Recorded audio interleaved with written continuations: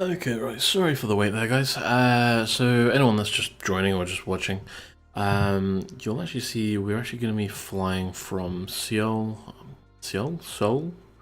um, through to Tokyo. And we've actually done a route down here. It's going to take us basically, once we go across the waters here, we'll be going along the coastline of southern Japan. Then we're going to just go inland, and then from here we're going to go straight, making a right turn over here and coming in for a descent.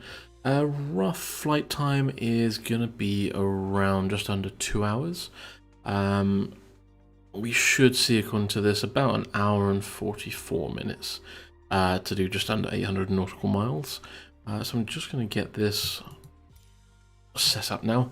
Now this is actually the first time I'm going to be actually flying the the Airbus A320neo.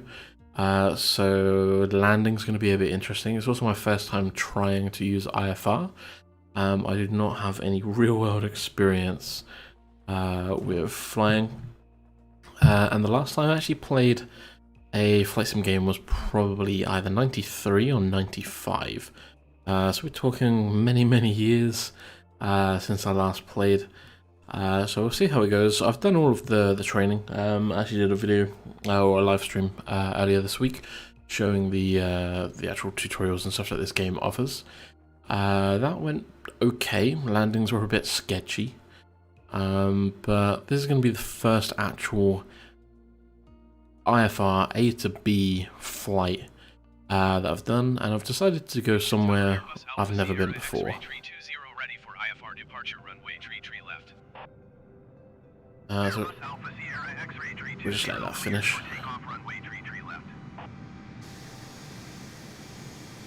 Cleared for takeoff runway tree left Airbus Alpha Sierra X-ray 320.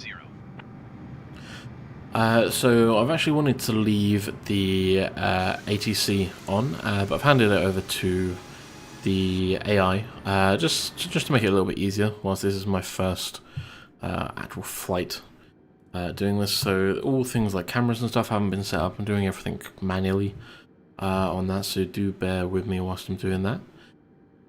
Obviously, if you have any questions whilst I'm flying, do drop them in the chat. I may or may not be able to answer them. I may even be asking you for some advice or help. So yeah, would be interesting. But yeah, well, let's leave it at that. And I think we've got some of the route markers and stuff on here, just because again, this is one of the first times. I'm no professional, so I'm not going to pretend to be. So we are just going to get everything set up. Make sure we've got all of the information actually put in. So we do have our flight information in here. That really needs to disappear. I need to find out how you actually turn them off, because that is actually quite irritating. Yeah, point, okay, A1. Let's have a look at the flight plan. Okay, so it's loaded in our flight plan and our markers. Please disappear. I really need to work out how to get rid of them. They are very irritating. Okay, so it looks like it's included all of our flight plan in here. That's actually fine. Yes, I know it's engaged. There are so many buttons in this one that it does even confuse myself. I know a lot of it is actually like inoperable, which kind of sucks. And I've not bothered doing all of like the pre-flight checks. I have actually watched a couple of tutorials on how that's actually done, but there is so much to kind of take in and learn in such like a short period of time, that, you know, for this one I just wanted to kind of get up in the air, get flying, get a route on, try the IFR, and then once we're actually like up in the air, we're probably going to set all of this up. But before we take off, let's actually just get all of this sorted, because we're going to be flying at should be 35,000 feet. Now I will quickly show you on stream actually, because I have been, and that marker noise is really annoying. You can actually see on here, so this is actually the route that we're going to be taking. Yeah, that's fairly kind of straightforward. So this is, again, this is actually my first time using SimBrief as well. Again, been watching some tutorials about that sort of stuff. And then, of course, just trying to get my head around how everything actually works, how, like, what everything actually means, because when you actually generate the PDF, there is a lot of, like, pages to go through. And I'll be honest, you know, when you're coming off with, like, 120 pages for this particular route that I've decided to follow, it's very complicated. There's many markers along that route, but it's meant to be a good trip, so that's quite interesting. All of the fuel without, we've already set everything for this flight, so we literally just kind of need to get our basics set up, and then we can get going and get that annoying little beep off of our screens as soon as possible. Once we're up in the air, I'll obviously be I'll take a few screenshots as I'm going along. As we can actually see, we've got clear skies. It's nice and sunny. Local, actually the local time here is about, there we go. It's just coming up to 1:30 in the afternoon here, local time. Annoyingly, these are actually inoperable, but that's fine. So okay, we are going to be going 35,000 feet. Speed that we want to be going for this one once we're actually up in the air.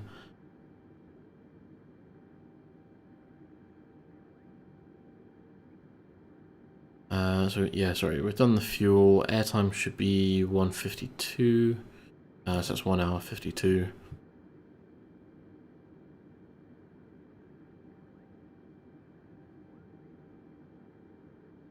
We have our climb profiles and our descent profiles set for this. So okay, you just need to bear with me 1 second whilst I'm just checking everything through, and I will work out how to turn off that notification because that is irritating. Okay, so we're rolling on TO Airlines. Flight number is 899er. We're going from Romeo Kilo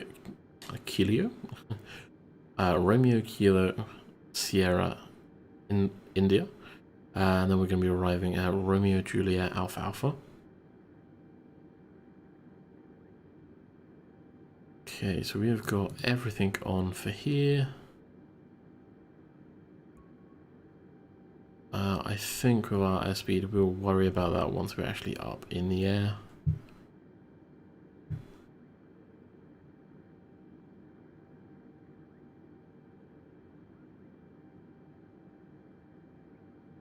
Now I know for the top speed of this, when it's actually up in the air, it can actually hit quite high speeds.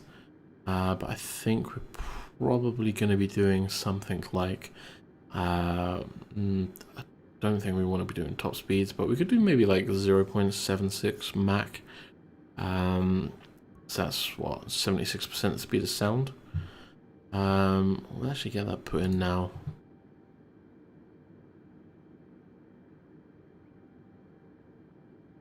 Let's change you over to Mach. And let's get you up to 76.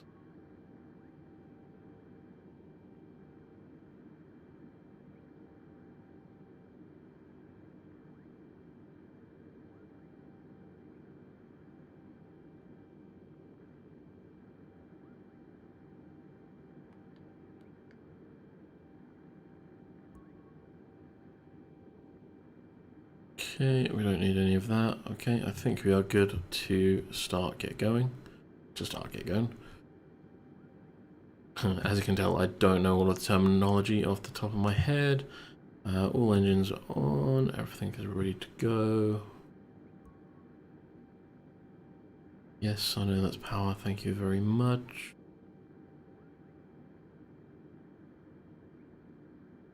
Okay, so let's take off the park brake.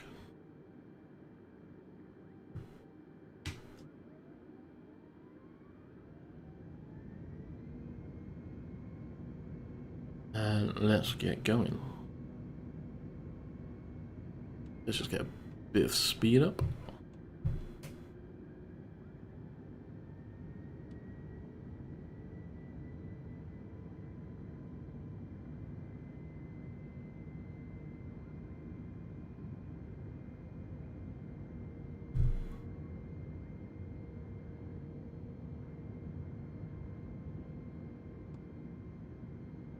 Oh, we've got enough speed, so gently pull up. Overspeed, overspeed, overspeed, overspeed, overspeed, overspeed. Okay, just a little one in there. Let's retract the flight. Airbus 320 contact Seoul departure on 124.8. 124.8 Airbus 320. Seoul departure Airbus Alpha Sierra X-ray 320 is climbing through 800 feet for 6,000 feet. Airbus Alpha Sierra X-ray 320 Seoul departure continue as planned. Altimeter 29.92.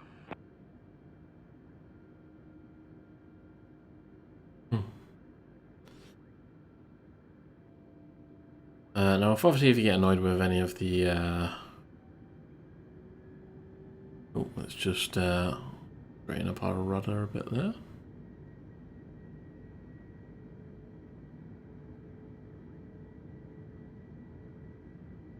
There we go. Whilst that's going on, let's just quickly go to an outside camera.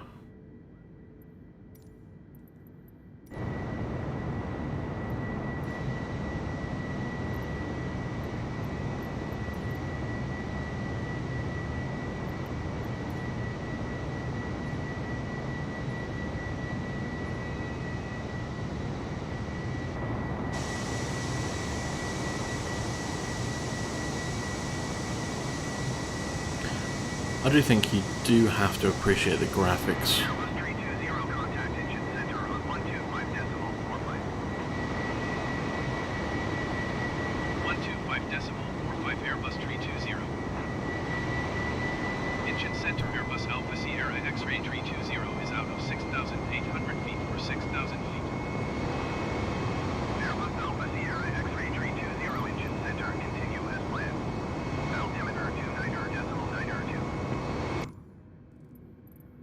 Airbus 320 contact Seoul departure on 124.8.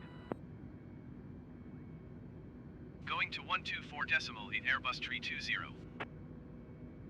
Seoul departure Airbus Alpha Sierra X-ray 320 is out of 7,700 feet for 6,000 feet. Airbus Alpha Sierra X-ray 320 Seoul departure continue as planned. Altimeter 29.92.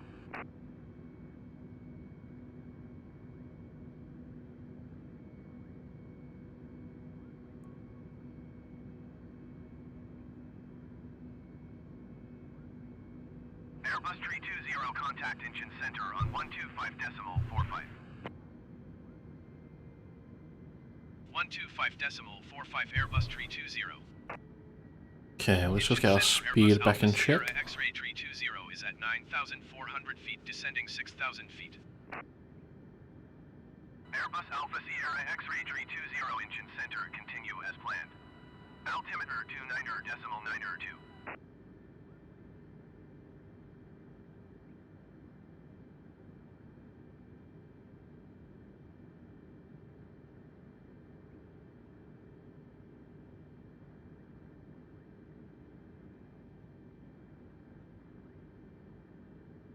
Okay, so we're just getting our flight back on. We can check our instruments, just make sure everything's going according to plan.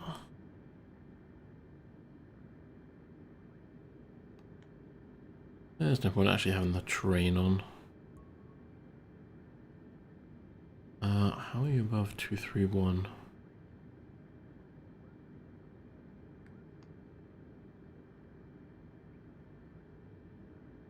Airbus 320, please expedite your descent to 6,000 feet.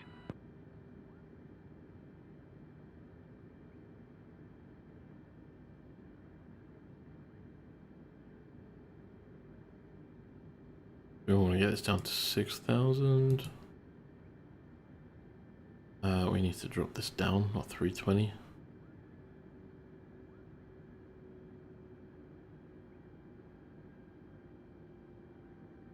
Get you down to 220, I think.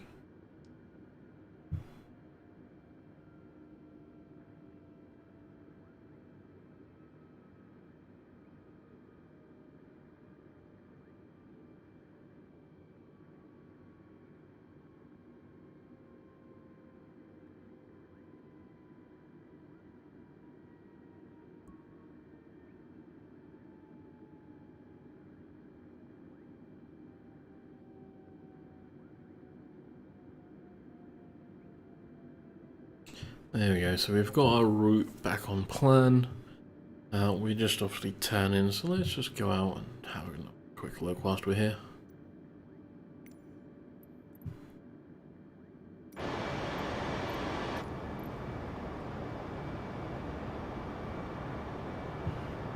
Airbus 320, contact Seoul departure on 124.8. 124.8 for Airbus 320.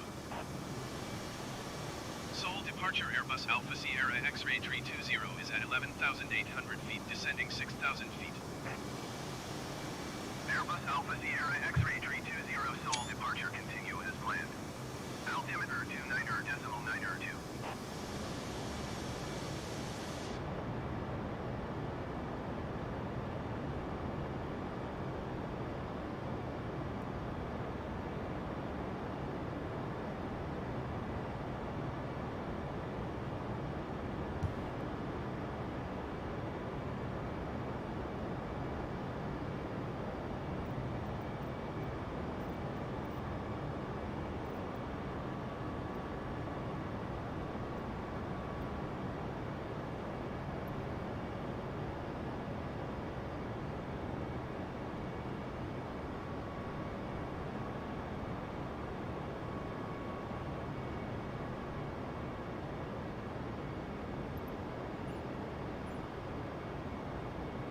Let's just check our heading actually, because that seems a bit off, because our heading's there, but we are constantly banking left.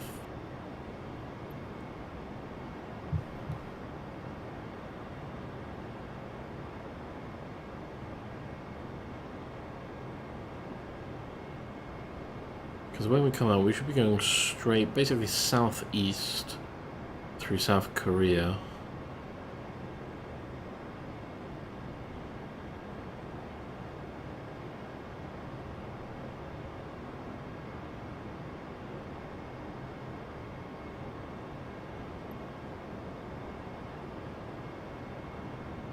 Okay, this seems to be better for us.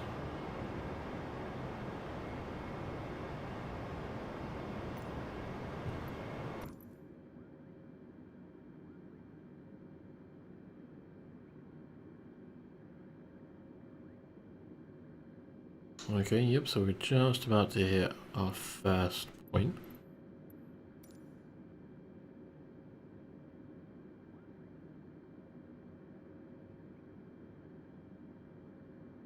A little bit of star there.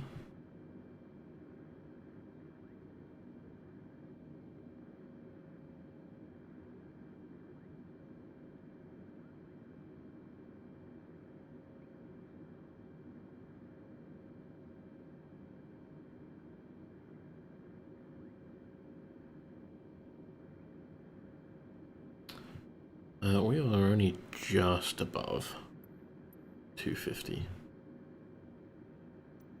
I think we'll be fine.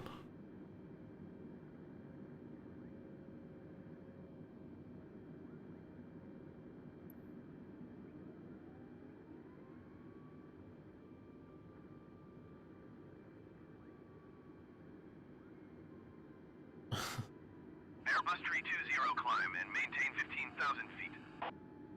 Okay, right, we're now back on track. Climb and maintain 15,000 feet Airbus 320. As we went a bit off. We basically kind of circled back on ourselves here. And you can see, we should be banking, continuing to bank left.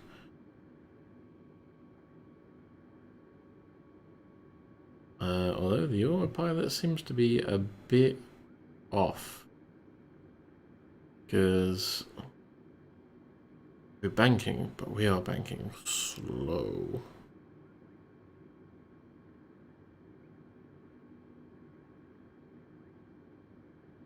As we should be basically aiming for this marker down here if we're checking the VFR map.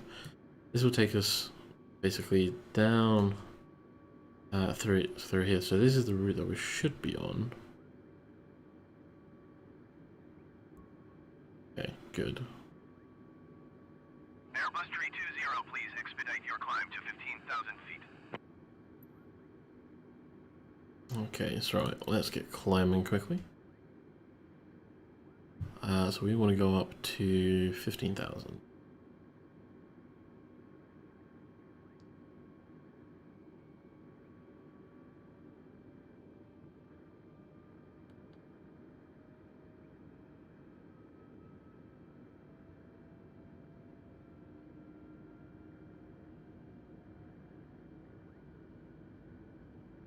Okay, so we've got a climb on the go.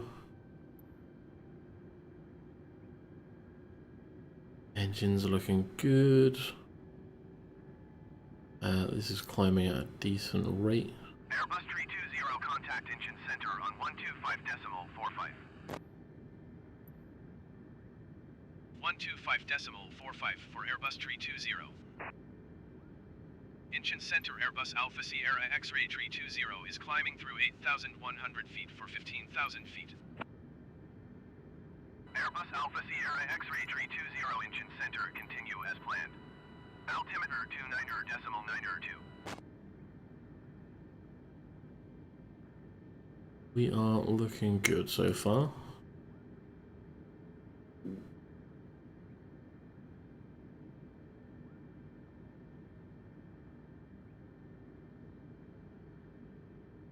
There we go. So this is what I wanted to be doing. So we're going to go up. So we're going to be going high above the land. So we should be hitting 15,000. Our rate of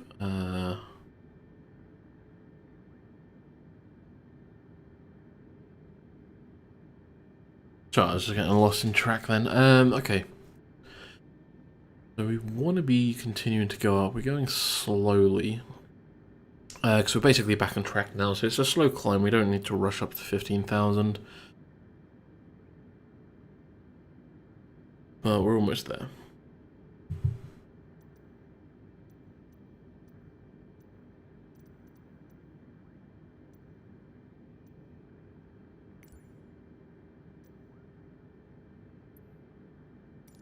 Oh, and then once we get out to 15,000, we can then just do a bit of cruising for a while.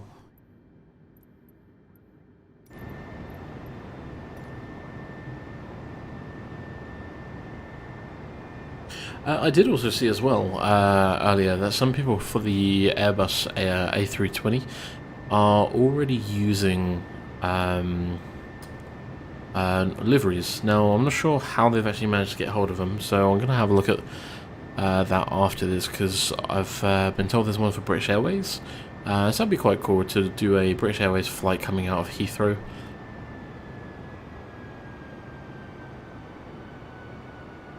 I really want to find out as well quickly just how to get rid of those notifications, because they are really annoying me now. We don't want any of that. There we go, notifications. Aircraft and flying tips are already off. Yep, objectives is off. Software tips. Not really sure what that means, so we're going to turn that off. Let's apply and save that. Hopefully, okay, well that's already there. Hopefully that doesn't come back. Because when you're going like 1 knot over, it's a little bit irritating to see that constantly coming back. Airbus 320 climb and maintain flight level 270. Climb and maintain flight level 270 Airbus 320.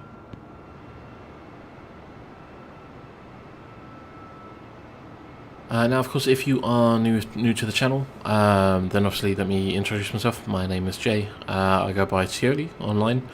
If you want to know more about that, sure, you can ask away in chat. Again, if you're new, don't forget to hit that subscribe button. I will be live streaming a lot. Tomorrow we'll be doing quite a long live stream. So if you want any particular routes, leave something in chat or leave a comment on this video. I will quite happily take any kind of routes into consideration. Okay, so we've still got the airspeed notification, so we want to get that off because that really kind of spoils. So we don't need checklists. Yep, voices. That's fine.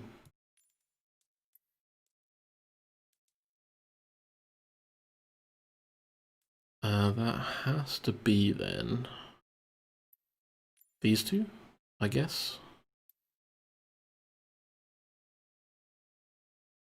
Control inputs. So let's try with you first.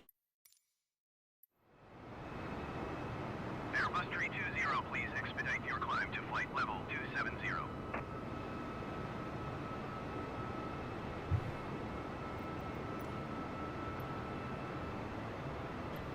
Okay, right. So let's quickly get back in the cockpit and we're going to go up.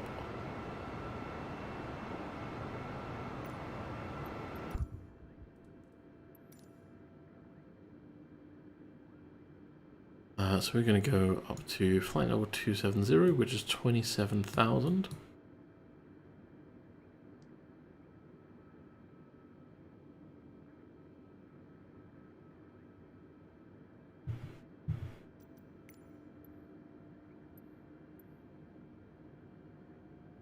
Airbus 320, contact Pyongyang Center on 120.9er. Going to 120.9er, Airbus 320. Pyongyang Center Airbus Alpha Sierra X-ray 320 is climbing through 15,300 feet for flight level 270. Airbus Alpha Sierra X-ray 320 Pyongyang Center continue as planned. Altimeter 29.9er2.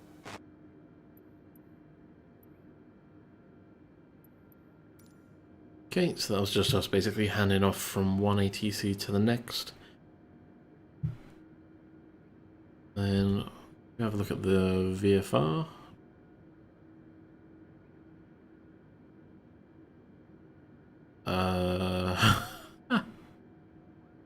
So this is why you can't trust the autopilot.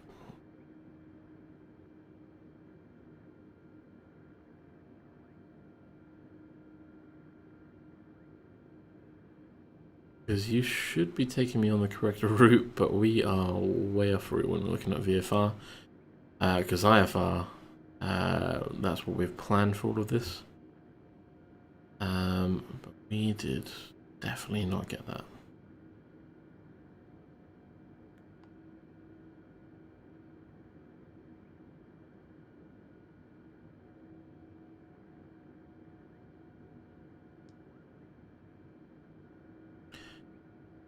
Okay, right, I think what we're going to do is we're going to take control of this, get ourselves back on track.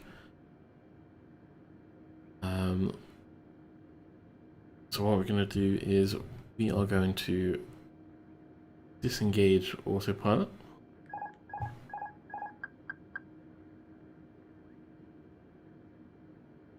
We are going to increase both our speed and our ascent.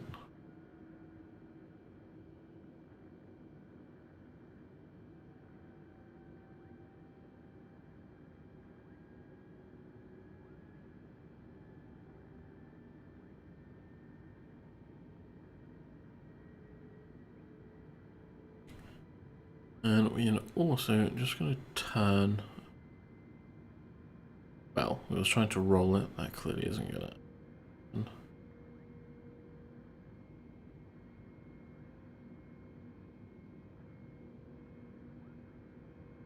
We are going to have to do a sharp turn because what should have been a 2-hour flight is now going to take us most likely 2.5 hours. But we've got to see plenty of this lovely water. But let's get ourselves back on track. As we continue climbing, we're going to get faster airspeed, and we should hopefully be able to make up some of this time because, yeah, that wasn't the greatest.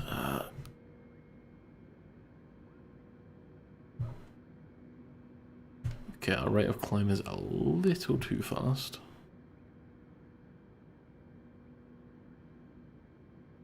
So let's just bring this down just a little bit. And ease off on the angle. bring our nose down just a bit.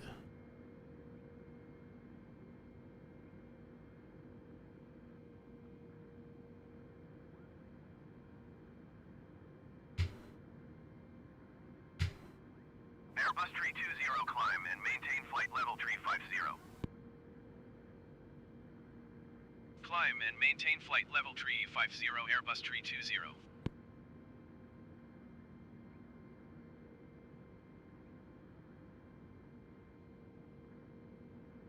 Yeah, that was meant to be our flight plan, but somehow that took us off course. Oh. Even I'm taking us off course now. We're still getting our climb going. Get our turn back on course.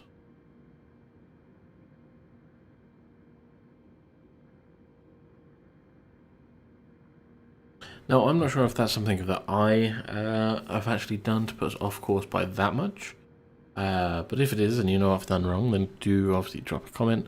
Let me know, because that was definitely not what was intended, because by now we should be 40 minutes roughly, give or take 10 minutes. We should be 30 to 40 minutes en route, about 30 minutes actually looking at the clock there, en route. So we should actually be probably at our 3rd or 4th checkpoint. But that is not anywhere near what we wanted to get. Our airspeed is still slow.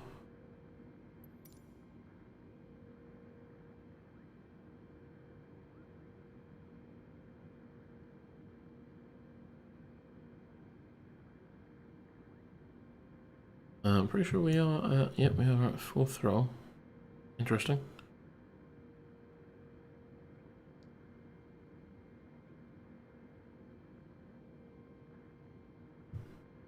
Okay, so that is, as we're going up, that's basically like the fastest that we can go.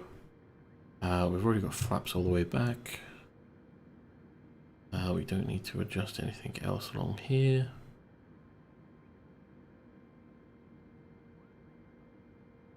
We don't need to turn off any of that. Everything else is going okay. We've got strobes and beacons on, we've got our wing lights on. Yep, runway lights are obviously turned off. Yeah, we can turn off the landing lights, because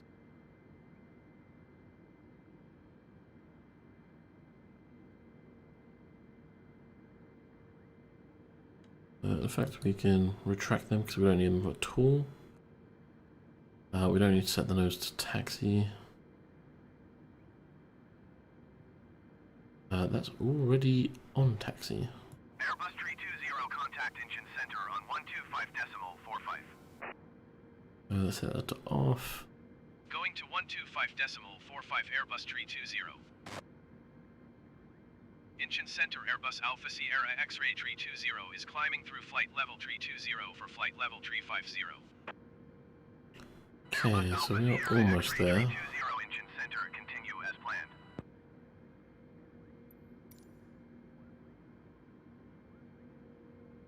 Okay, well, we're climbing at least, getting back on track.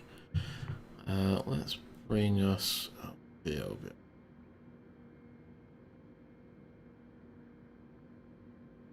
That's quite good. You can see like the rudders moving as well. I actually quite like that effect.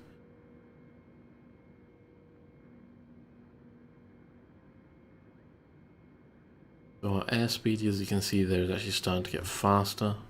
Let's just get rid of that a minute. I don't need the VFR map. So as you can see, this is actually climbing. This is going a bit too slow. So we need to basically bring this up.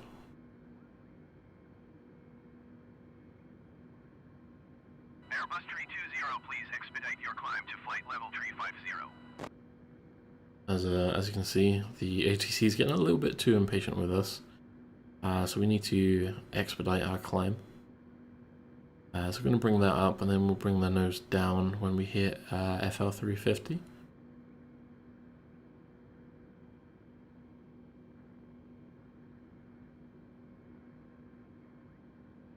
Okay, so let's keep you at about 10. Because otherwise our airspeed is going to decline too much. And our actual increase going up to 35 is going to be too much. Let's bring you down a bit.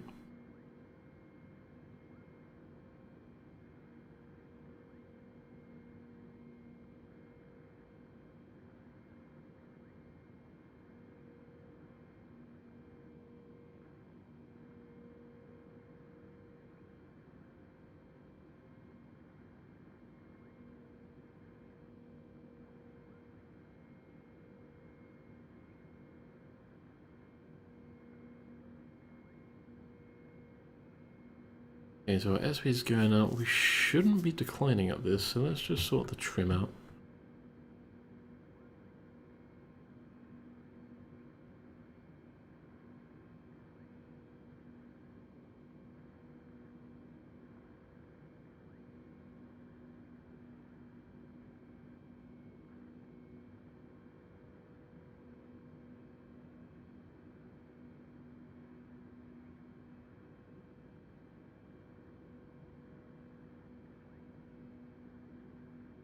Overspeed. Overspeed. Overspeed. Airbus 320, you are 900 feet below your assigned altitude. Overspeed. Climb and maintain flight level 350. Overspeed. Overspeed. Mhm. Overspeed. Climb and maintain flight level 350, Airbus 320.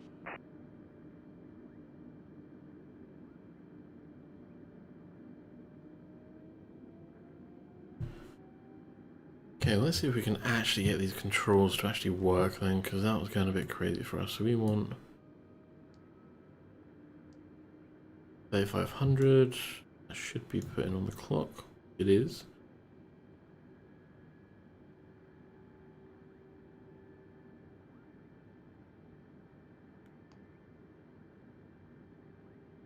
Our speed, we want to probably try keep that at what? 290? 35?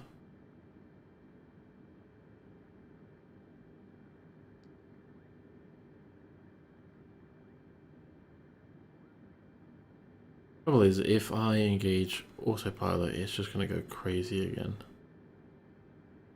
Airbus 320, you are 900 feet above your assigned altitude. Descend and maintain flight level 350. Descend and maintain flight level 350, Airbus 320. See, can you see straight away? It's trying to like turn us left off course.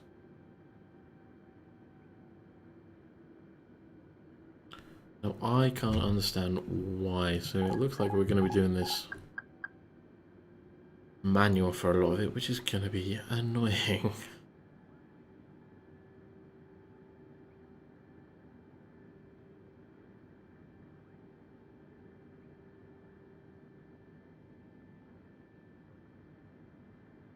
So we need to bring ourselves down to 35.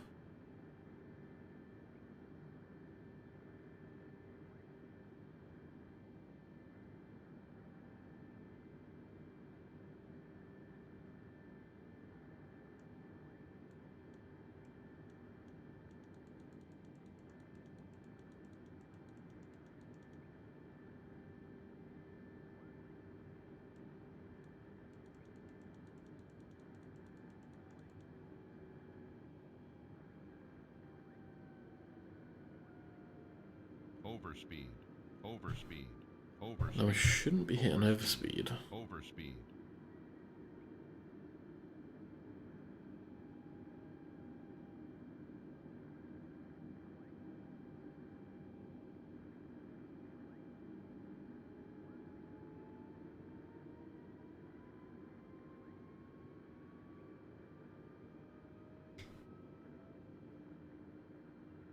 And we're pretty much at our cruising altitude. Airbus 320, you are 300 feet below your assigned altitude. Climb and maintain flight level 350. Descend and maintain flight level 350, Airbus 320. I would love to descend and keep and maintain that. And then I would love just to keep us level at that. However, my plane decides it wants to have other ideas. Like, why are you trying to turn us left again? Okay, right, let's level off. We need to get a little bit higher. Just a tad.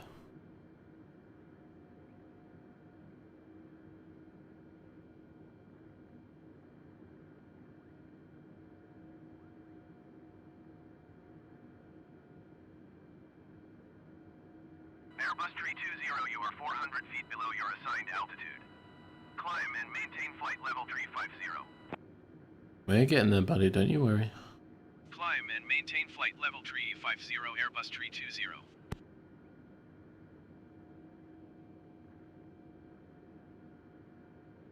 Okay, right, let's bring you down a bit.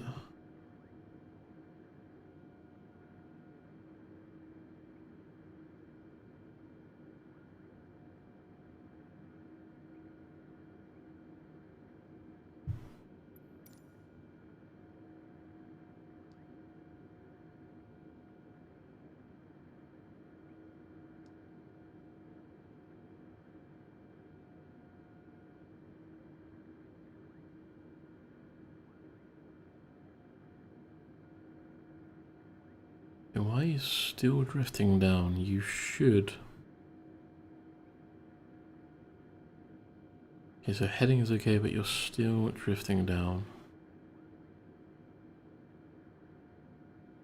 Oh.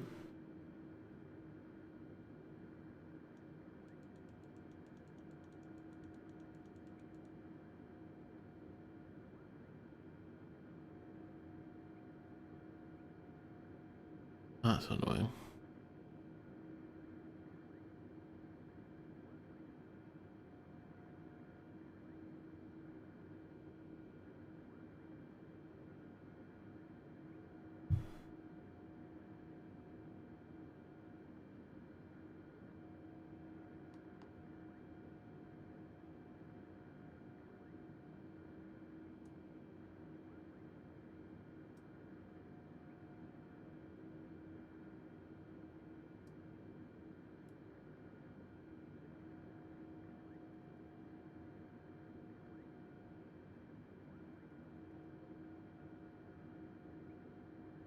So we're almost back on route. We're kind of maintaining, but we still need to go up and down. What options have we got over here?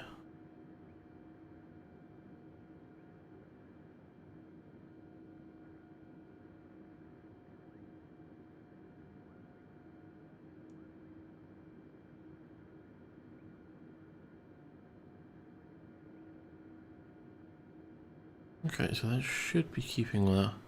I just don't want to hit that autopilot button again and just find out that it ends up taking us like just on like the middle of nowhere.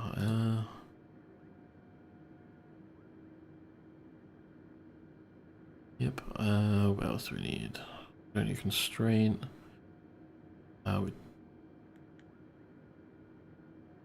don't need that. Oh man, 42 minutes in, and looking at VFR for this IFR flight.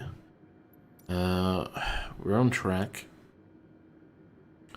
This was obviously our taking off. We've then got to come down. Now we could cheat and we could go direct. That would save us some of the time.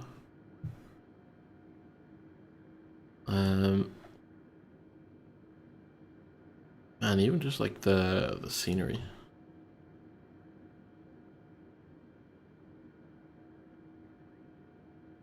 It just looks really good.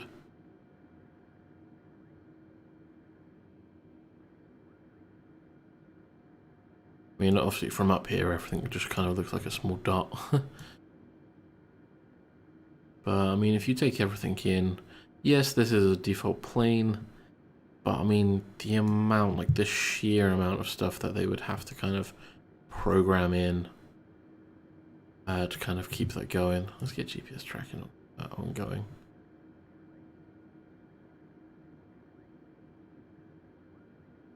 And, I'm not sure what that circle actually meant, but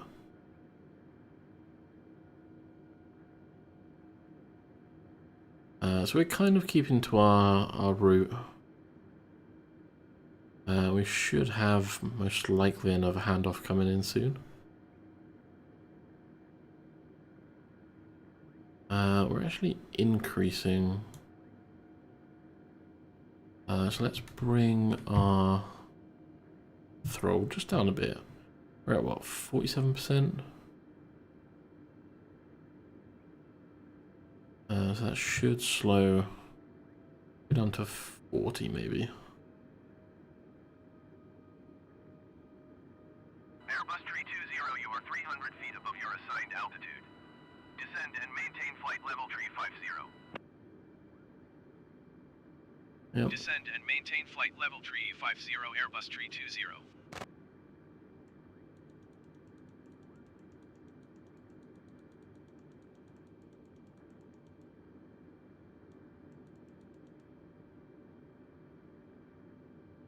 We're still climbing on that.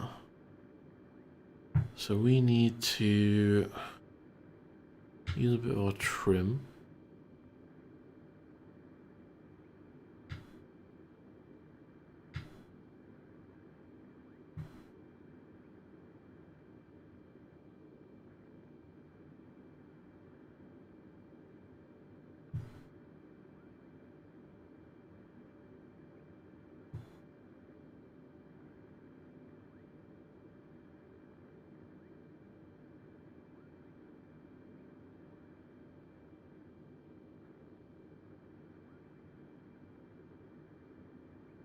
Okay, that doesn't want to seem to really do it, so we are going to push down ourselves.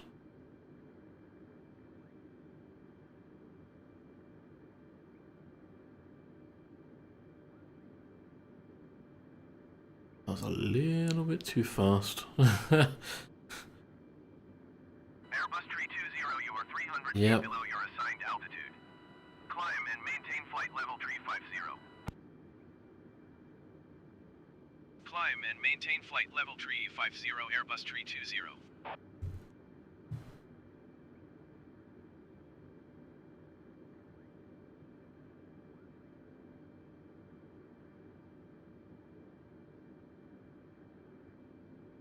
Now I wonder,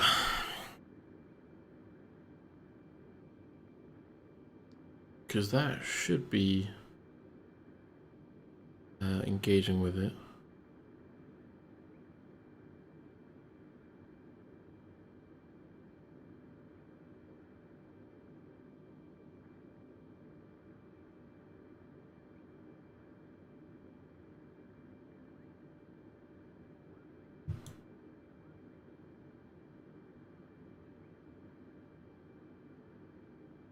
That has us like perfectly level.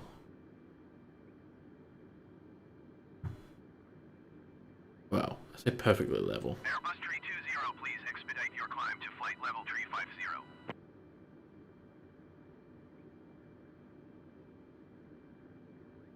Ah, okay. I can see you on the controls.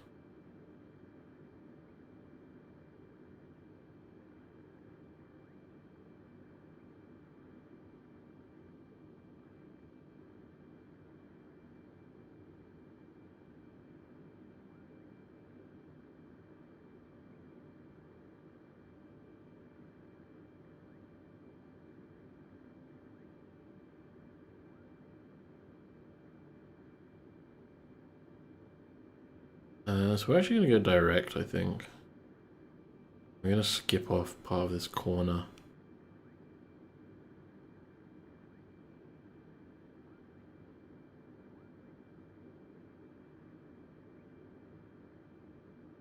Right, we're basically out of this, so let's just move that a little bit down. Too much? Yeah, that's too.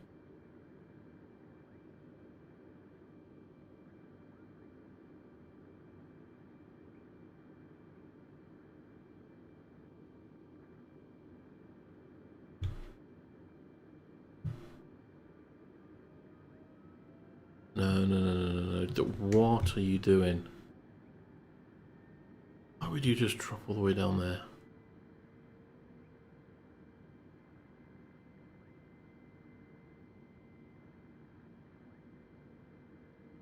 What? So like the slightest lean forward and it tries to nosedive its way down. Do it again.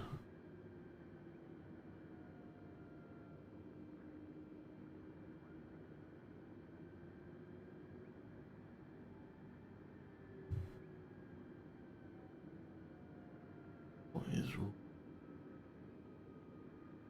Right, we're gonna wait. So that should keep us going slowly. No, what? No.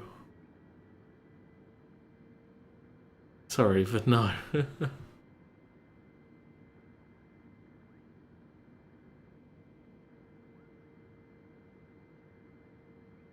No. Keep you up. And then let's go to 3. No, 2.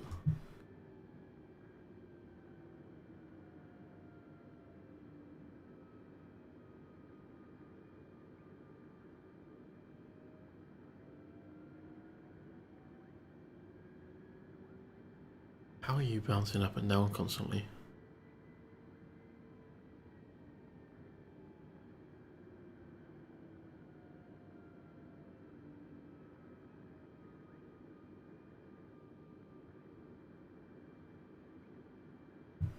Yeah, that's like just dropped down to like -16, whereas like the controller is set normal, but if I lift up, try to balance this up. Airbus 320, you are 500 feet below your assigned altitude. Congratulations. Maintain flight level 350.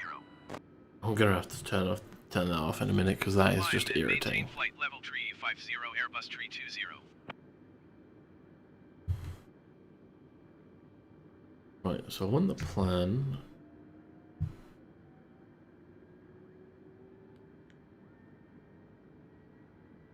why would you be banking left when I put autopilot on?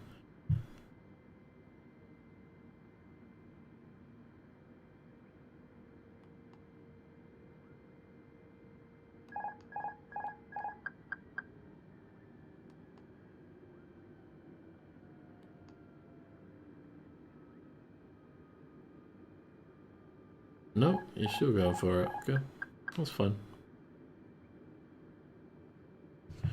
No, we shouldn't be turning right. We should be turning left. Wait, hold on. No, other way around. We shouldn't be turning left. We should be turning right.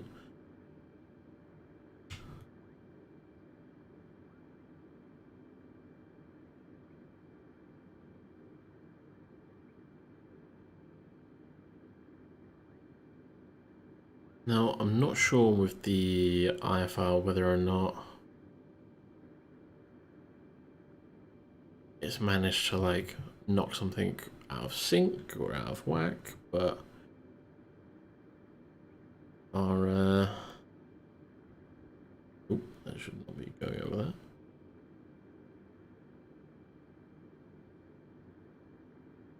But engaging any kind of autopilot, and it wants to take us north. 2,800 feet below your assigned altitude. Climb and maintain flight level 350. Okay, right, that's become annoying now.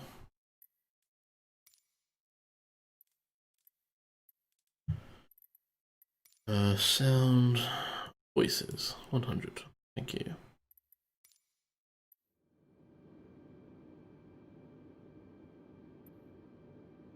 Okay, so we're gonna cheat, and we're actually gonna cut off this entire flight path, just so we can actually get back on track.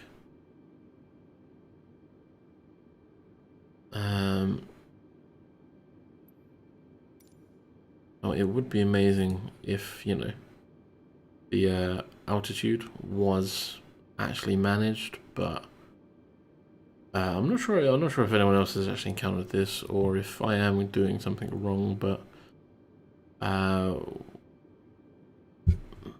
it's just not quite right. So what we're going to do is we're going to just roll up a bit.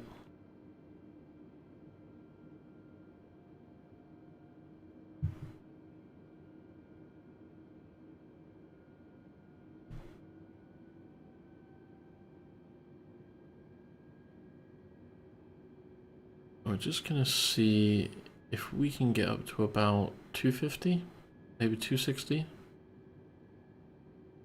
So 285 apparently is overspeed. Ooh, hope if I can move that in the correct way.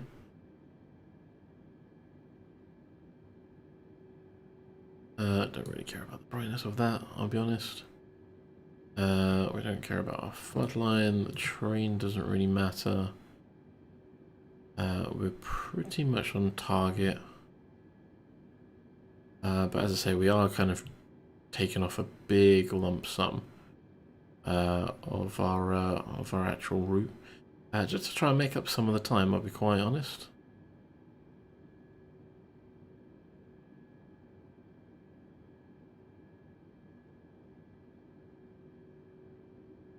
So I don't really need to worry about any of that.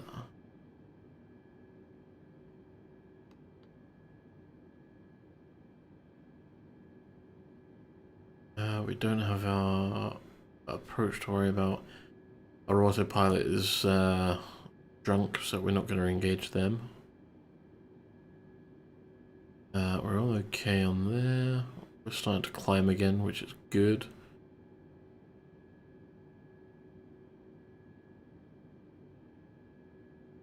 Now I'm not sure what that particular...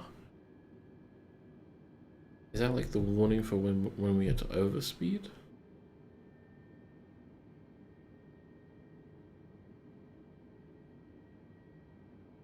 So we're going at what, almost 80% now.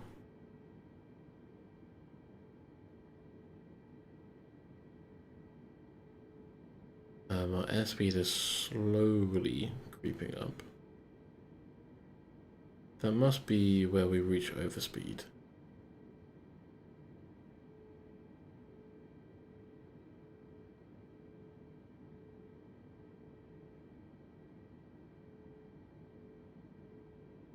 Maybe it is, maybe it isn't. I don't know. Whilst that's doing that, I want to just go have a look at the externals.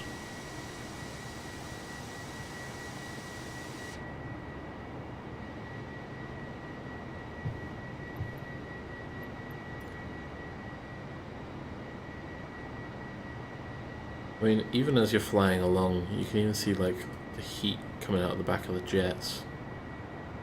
I'll be honest, that is actually pretty cool.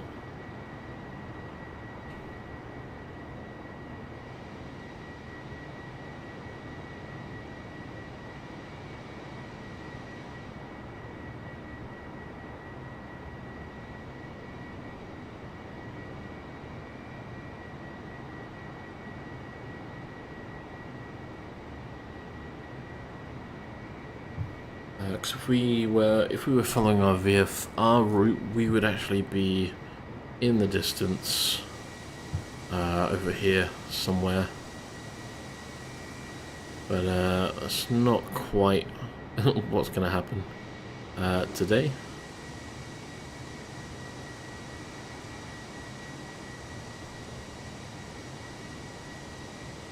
And you can kind of see just there as it's kind of like rendering stuff. It's I'm not sure if that's the heat causing that kind of effect, like the heat coming out the jet, or if that's actually something else.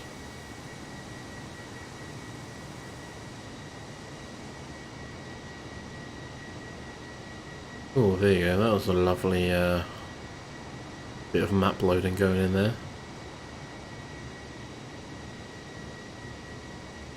Because we seem to be having some mountains, then load into almost like grassy hills.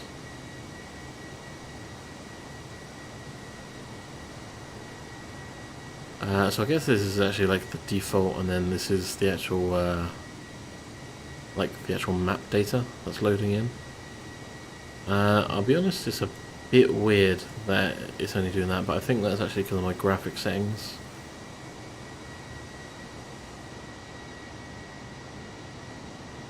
Let's have a quick look, because if I were to go to general, graphics is on high.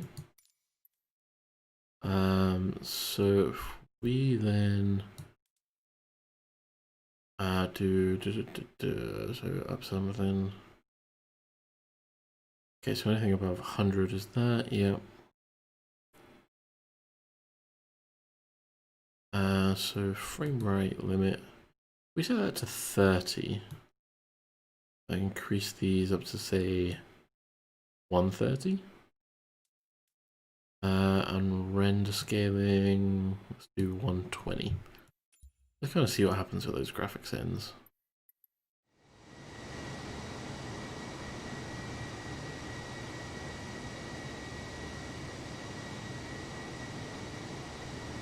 Okay, so it changes a little bit, but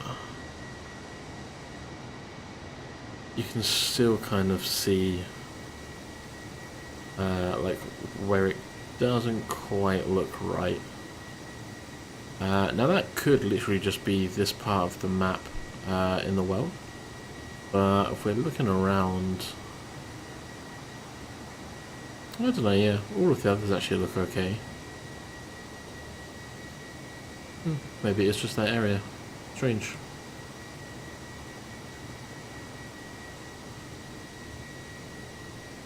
Ooh, that became a little bit jumpy then.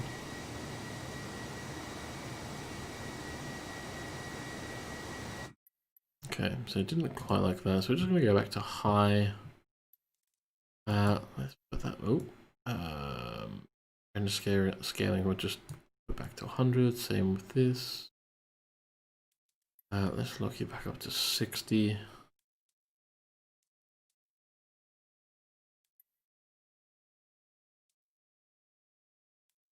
Now at some point I will have to have a play around with these, because there has been quite a few tutorials recently. Just showing, because as you can see, I'm just running on 1080, so running on high shouldn't be an issue at all. We'll just get them saved back to the defaults.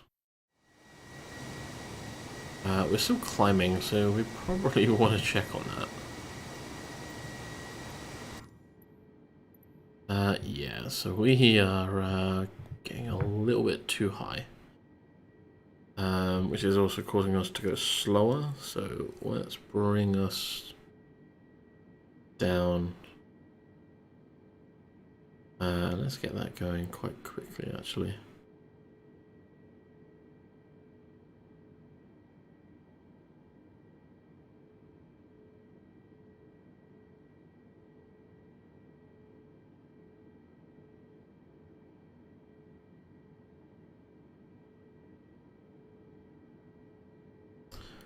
So VFR, we have actually caught up to where we wanted to be.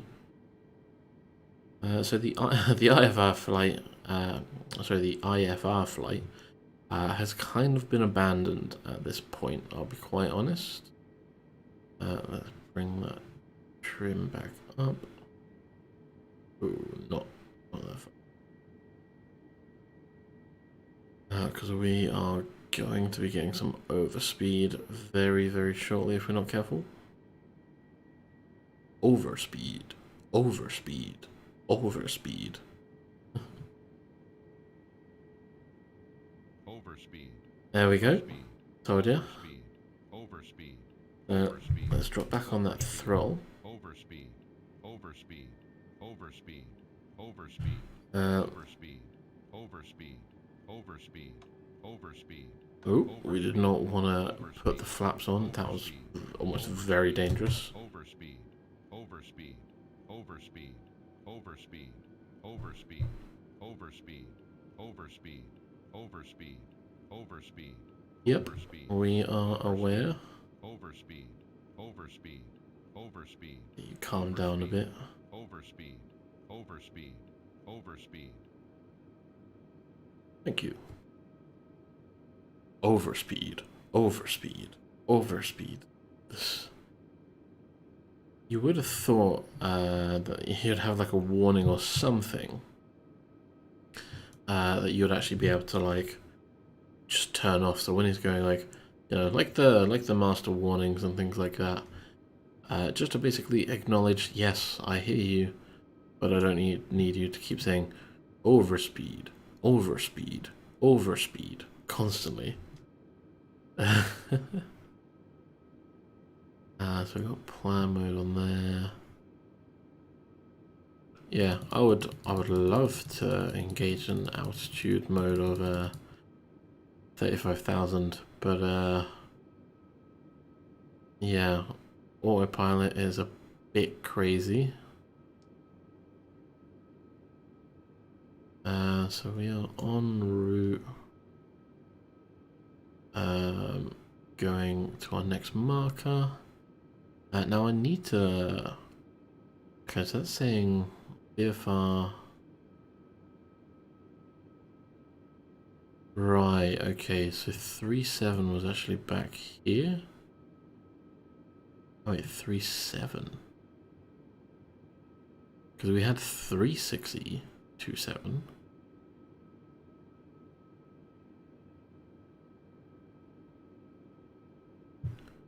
Because Sapra should be our next one.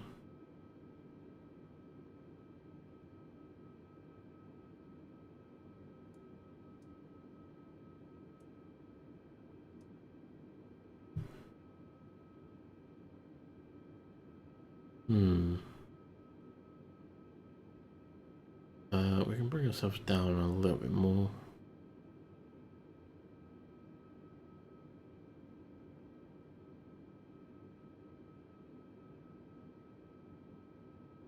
A little bit more.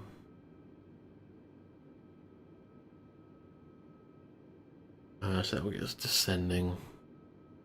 Not too fast, but roughly on the right bit, and then we just make ourselves straight again.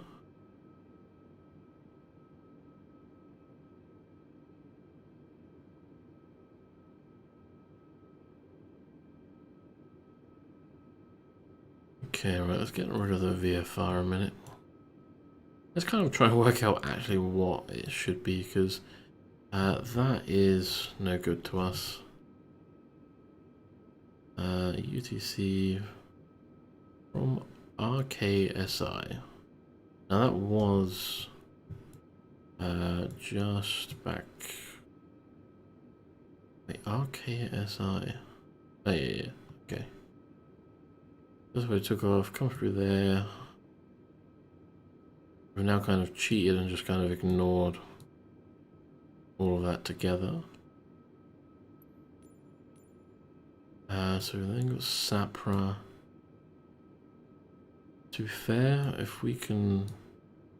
What is this blue marker that's following us?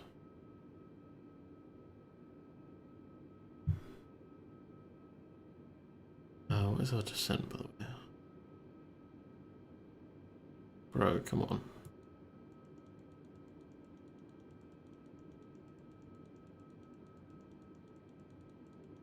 Well, this thing does literally nothing.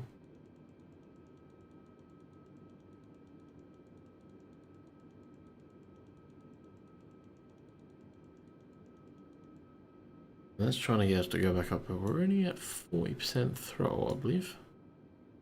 44, so you know what, I'm going to bring that back. You say 37 should be enough.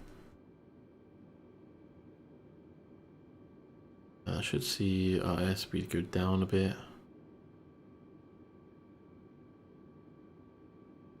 It's annoying because I don't know where... That's just the pitch trim.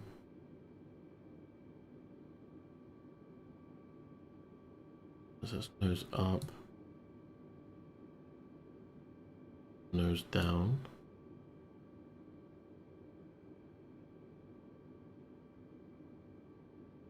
But these are like rolling, like these don't actually hold in place, which is a bit weird.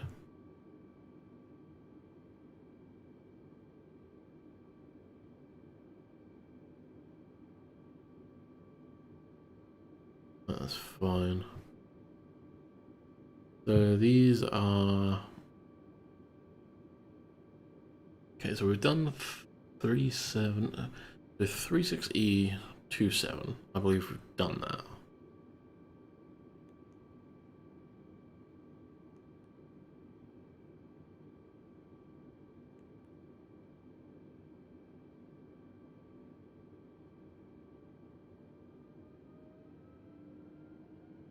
Why is that crazily going forwards?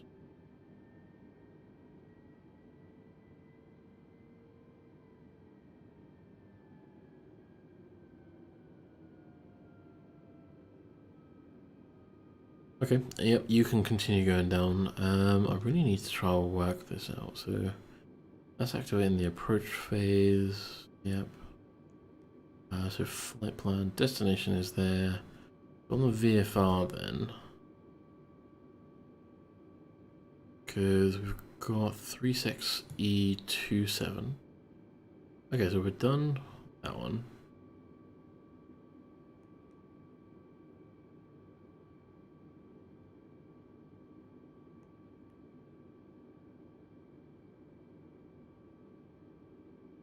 Right, so this should now then... Flight plan... Well, the destination wasn't just from there to there, so that only can take 3. So we've done that. We don't want to erase.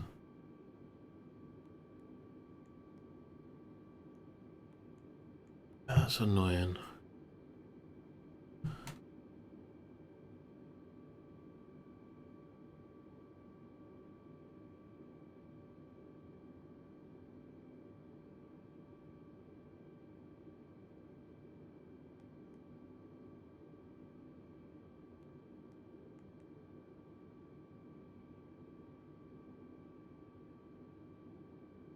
Oh, okay.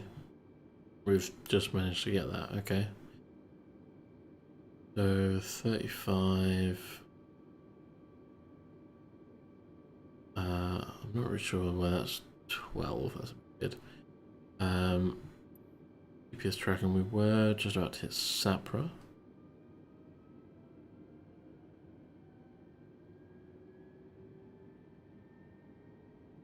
Make sure it's not doing anything batshit crazy whilst we're away.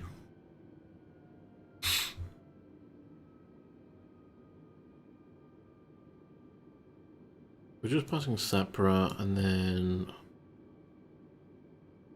XE gonna be our next destination.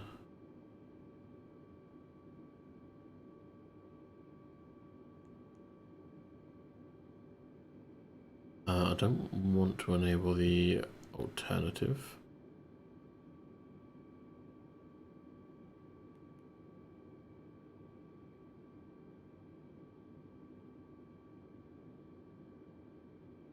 Okay, so how do we get back? Nope. Okay, brilliant. So flight plan. Okay, so the flight plan actually updated. But then why would the autopilot be trying to get me off on some crazy route? Because Volga is gone.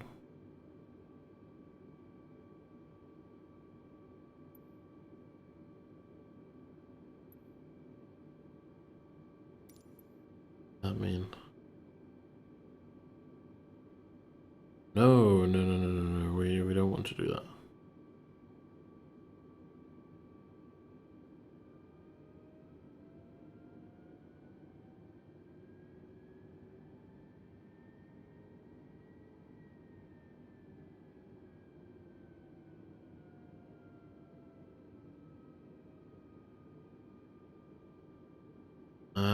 Yeah, we really did not want to do that.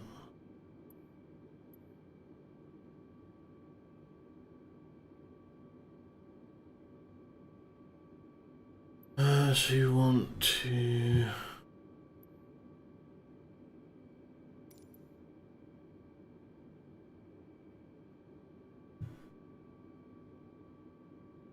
Okay, so let's get the vector, at least get this sorted.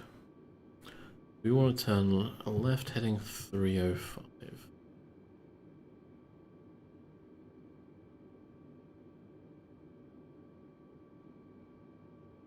So that should then be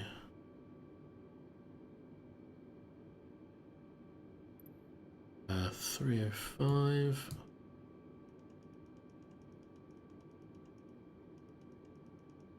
Right, come on.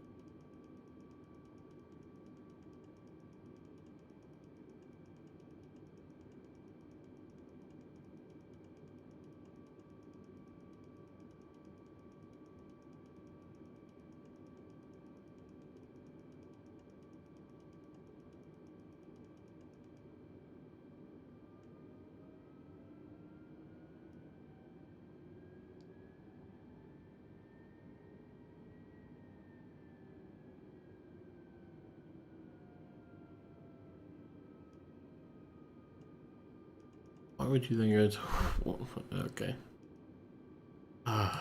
Should be able to just enter that like normally.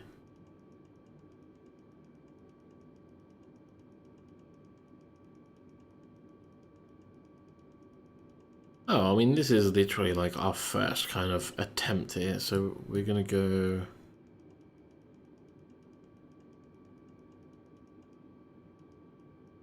Uh, 305. Speed, we're probably gonna go 200.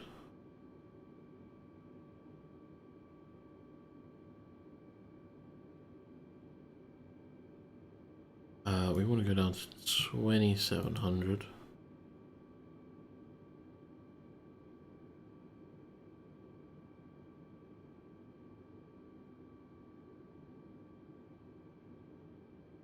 Okay, so if we engage autopilot.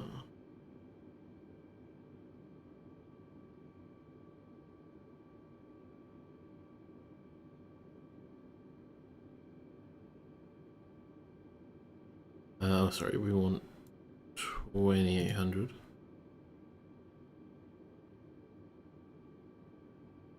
Right, so we're doing a hard turn left.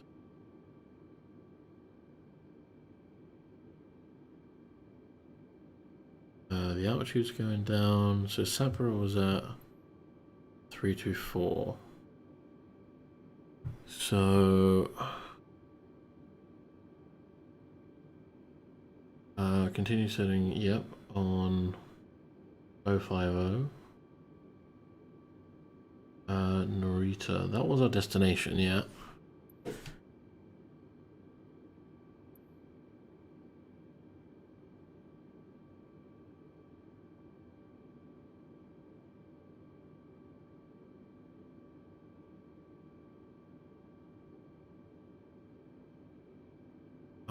We do seem to be heading left again.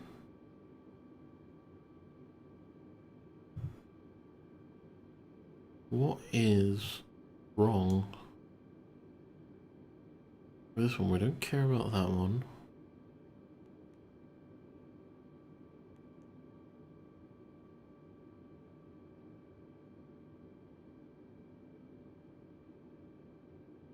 Yeah, so that's 29.6.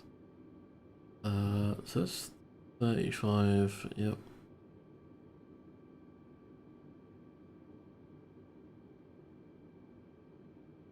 That doesn't make sense.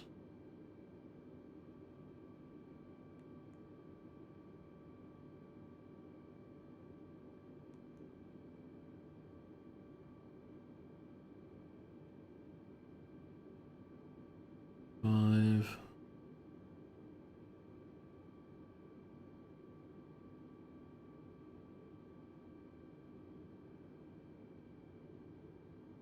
It's like this to me, it's like you've kind of put in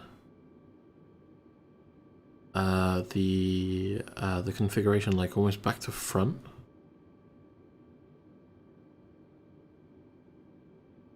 But this should be our destination.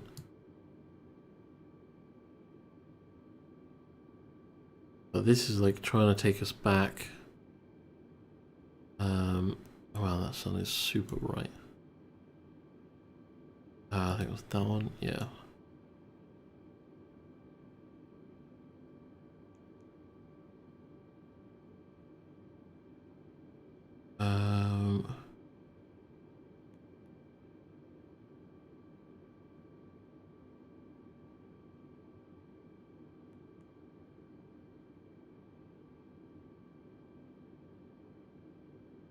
Distance, destination, RJAA. Yeah. Then why?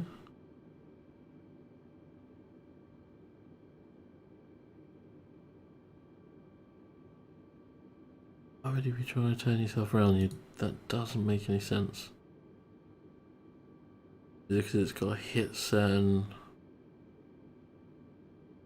Like, is it because it's got to hit there to then turn back on itself?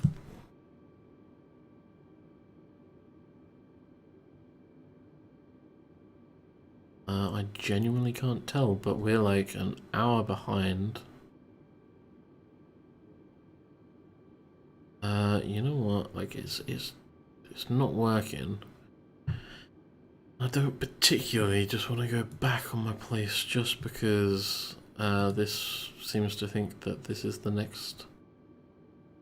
Can I not just put in like...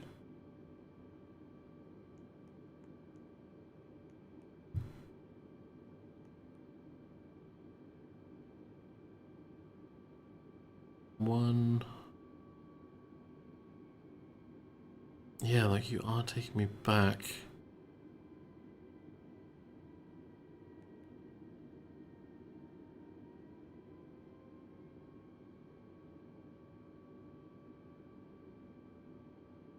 Okay, so that's now updated.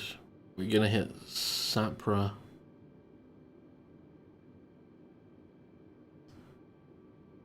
We want to go to 1900. And we can do that. How is it actually been? So 1900. Fine, we can do that.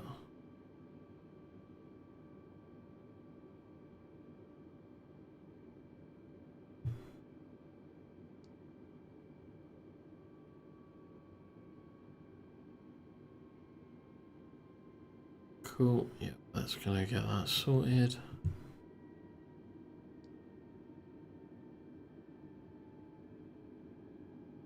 We're gonna hit 305.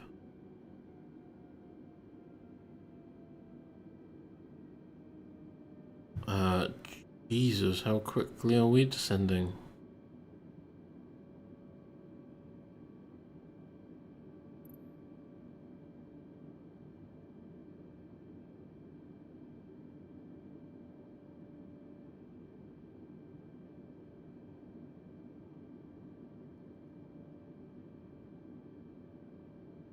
Okay, well at least we're leveling off.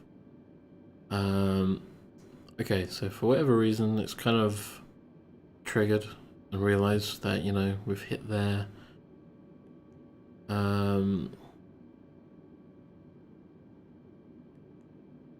I will obviously learn that as we go along. But now we should still be banking right. Let's just sort out.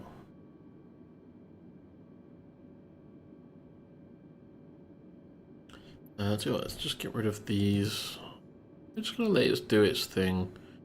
Worst case scenario, we're just gonna find a local or a nearer airport, and we'll just go land there. That is not a camera angle I hope to to have seen. Okay, so you can see that we're banking. And if we bring up the VFR, we've still got a big turn to do.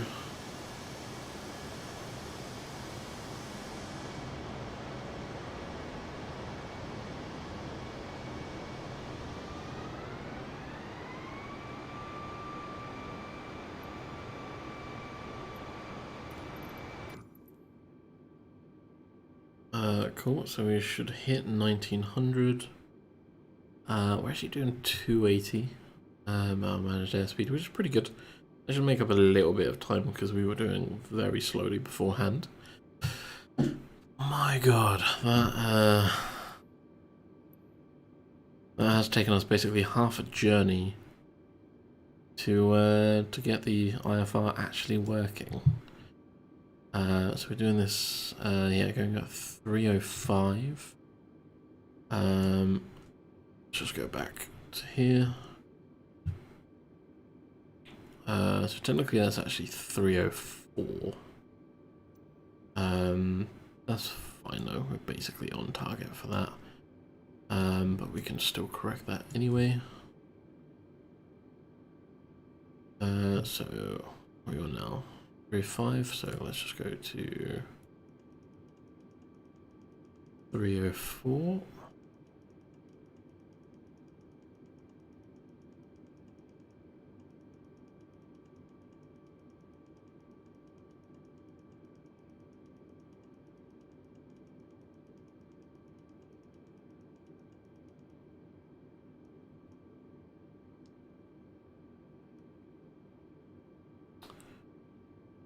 Man, that's annoying.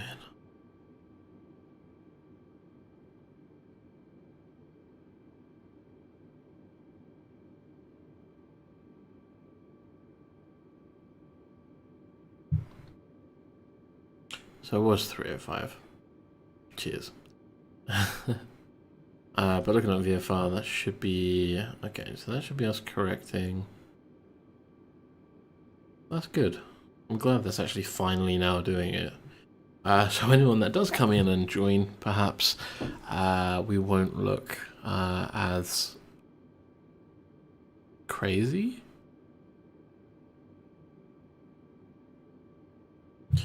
One of the things I really wish that this game had is just a quick way, other than like saving custom cameras, just a quick way to go between like cockpit, external, showcase. I mean, there probably is, but it definitely doesn't tell us.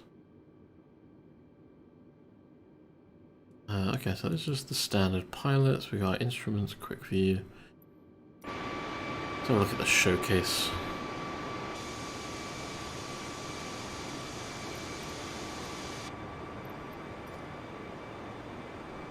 Got a tail.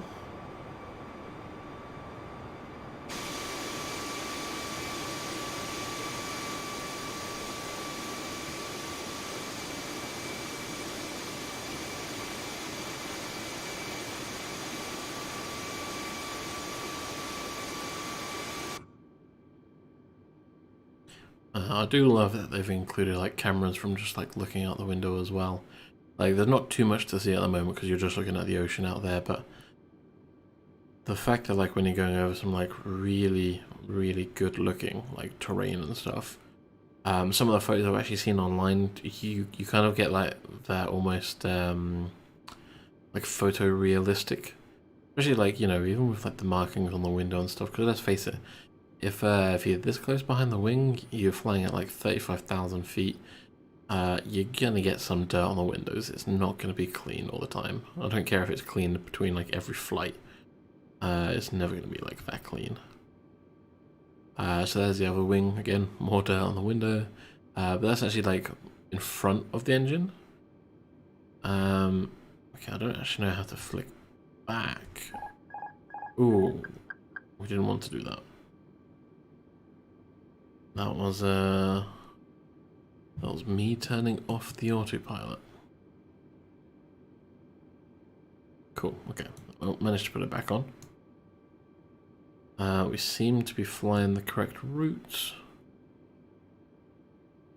Our destination is going in place. To confirm it visually on VFR, yep, that is going correctly. We are maintaining speed of 230, which is actually pretty good. I'm presuming that there is actually in the max speed, so it's 0.48.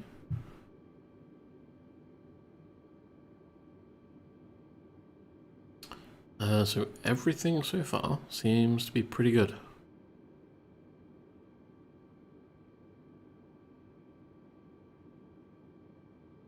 We don't really need any of the echem stuff.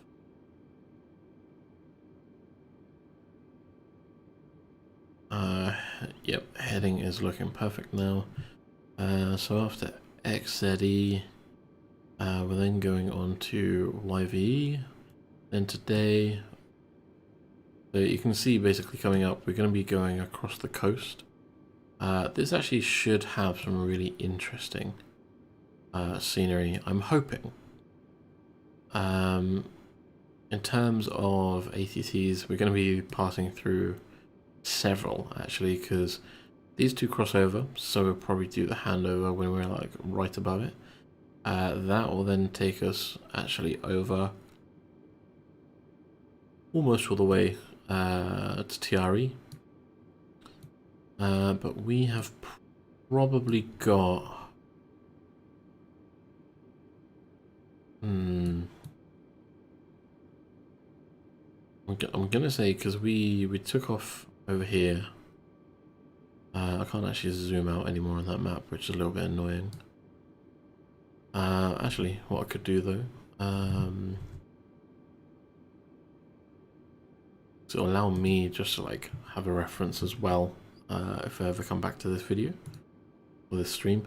So if we just bring up here, you can basically see that we started over there. We've come all the way down here. But what actually happened in reality is we ended up doing a U-turn around about here. We went all the way up to here for some reason under IFR. After manually taking control, we got it back on track. So we came all across South Korea. But then when we actually got to around here, we cut off this bottom corner mark just to actually save us a bit of time. So we ended up just doing a direct route down to here. We got around halfway across before trying to sort out the IFR again. That did end up making us circle back on ourselves when we was actually here, and that was when we was approaching what was the name of that place? Yeah, there you go, Sapra. So when it was, we did like a U-turn and then basically a 360 around Sapra once we got IFR working. And then that got us basically coming back towards XZE, which will then flow all the way along the coast. Then this will actually take us down past Gifu, I believe you pronounce that, going over Kofu, and then we're actually going to fly past Tokyo rather than through Tokyo. And basically what we're going to do is we'll come up here, we'll do just over a 90-degree angle, hitting maybe a 45-degree bank left, coming on the approach, down to a final destination down here. This is actually going to be landing us right here. We could, if we wanted to, see if there's any available airports that are actually closer. Let's actually just have a look. So the airways, we could actually fly pretty much through Tokyo if we wanted to. Trouble is we're in obviously an Airbus, so we can't really fly too low down to Tokyo. So I think we're just going to stick to the actual IFR route that we've got. We'll go in for a nice straight approach, and hopefully I can land. I'm going to try to do a manual landing, but bearing in mind I have not done that for some time. So let's get rid of that. Let's go back to the flight. And then obviously you can see on the VFR we're just between Sapra and XSE. We've got cruising at 19,000, so FL190. We're doing a cruising speed which should be 200, but I believe we're actually maintaining 230. Oh no, okay, that's actually come down. So I think we probably could push that. But I think we're just going to enjoy it as it is because everything is working now on the IFR route. You know, and we can actually see that, you know, the next destination is coming in. So then as soon as we get close to that, hopefully that will continue to update itself. And then after that, we just need to sit back and relax.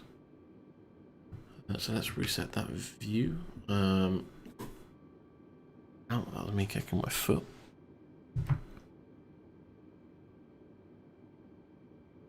Oh, pardon me.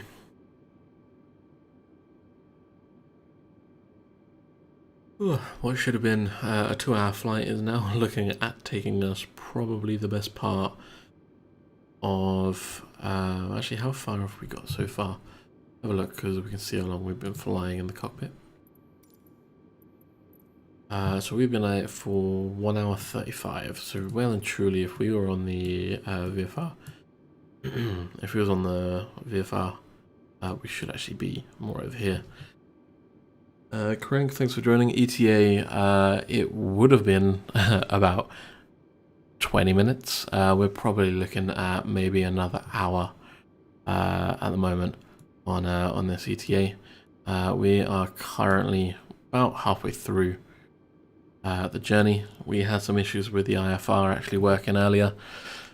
So yeah, still a little time to go on this flight, but everything's now up and running and working.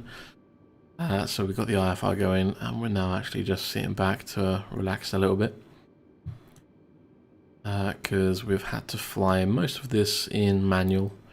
Because for some reason our autopilot decided to do a U-turn and fly us in the complete opposite direction, despite everything being put in correctly as far as I'm aware.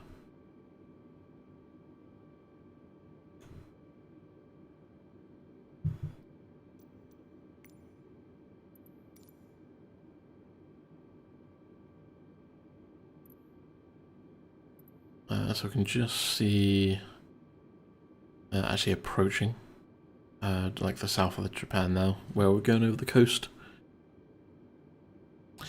Yeah, the auto, to be fair, the auto that I've used on this so far, the first 2 times I've used it, it's been okay. So I used it in one of the Learjet styles. That was okay. That actually worked quite well. Most streams I've seen to date that I've used autopilot and using the IFR and stuff, everything seemed to be working. The Alpha I knew had a few bugs. Beta, there were 1 or 2 people actually complaining about it, but I never actually saw any. Do I make tutorials? I am learning as fast as I can in this game because the last time I played a flight sim was either Flight Sim for Windows 95 or Flight Sim, I think it was 1993. So yeah, I'll quite happily make tutorials because as I'm learning it, actually one of my main channels on YouTube started off doing like tutorials for technology and stuff. So making tutorials is kind of second nature. So yeah, if you want to see tutorials, I'll quite happily do some. Because I've got what, the next 4 days free just to basically spend as much time as I can learning more controls. So yeah, I'll quite happily make tutorials for this. If there's anything in particular that you want to see, just let me know. Just drop a comment. I'll quite happily look at making stuff if it's stuff that I know about. If not, it's stuff that I can try and learn. But I'm primarily using kind of this channel. It's more of a learn together or trying to get people to help, to try help myself as well. You'll catch me in loads of different live streams when I'm not actually streaming myself with Flight Sim. So recently I've been watching a channel that's growing quite quickly called RJAA. It's DRAWYAH. He's got a lot of experience in Flight Sim, and I've been watching him throughout the beta before it comes live. And he's got a few tutorials as well, which even I used to some extent. So that's definitely worth checking out on that channel. So you're saving up to get the game. I love to watch tutorials. Yeah, man. To be fair, I took the plunge. I ended up buying the premium deluxe version. Whereabouts are we now? Just quickly check. Okay, so we're just coming up to XZE. Let's change to an external camera since we're just pretty much on autopilot right now for the next little bit.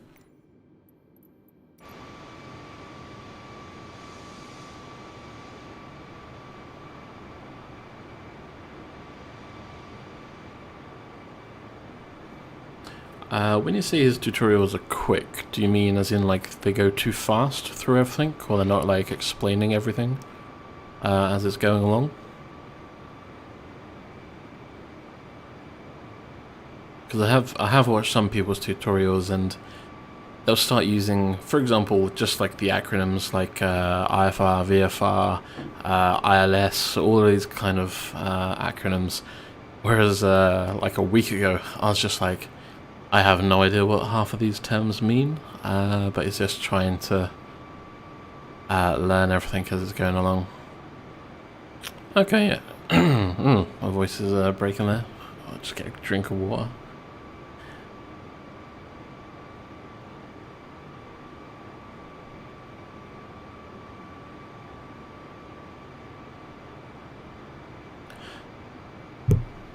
To be fair, the basic tutorials that Flight Sim actually offers, they're not too bad. They will get you kind of the basic grips of essentially kind of taking off, doing a basic route around an airfield, landing for the first time. The tutorials from Microsoft Flight Sim are a little bit kind of tedious or annoying. I've never actually played X-Plane. I know many people who are doing the actual flight sim and stuff at the moment have come over from X-Plane, so there's a lot of people doing that.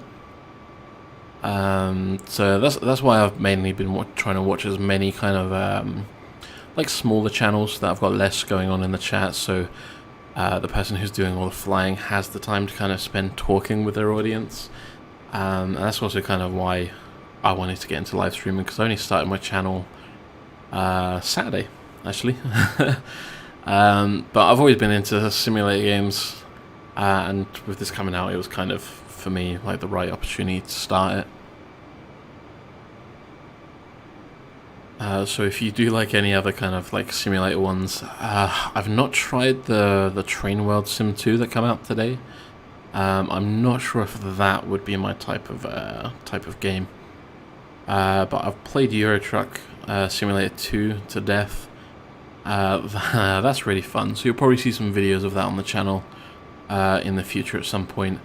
And of course I've already got some PC building simulator videos on the channel as well.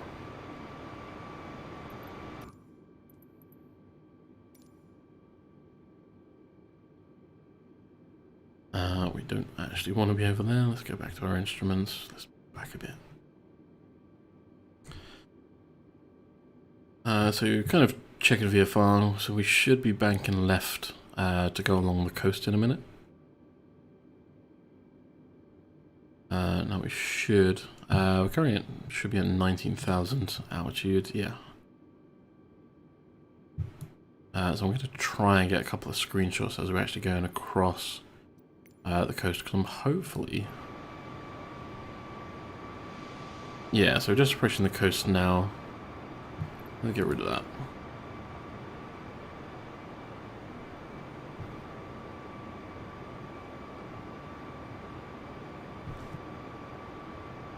I mean, to be fair, like, do I know what all the instruments do? I would be lying if I said yes. I know what, I want to say the majority of them, but I know what the most important ones do so far.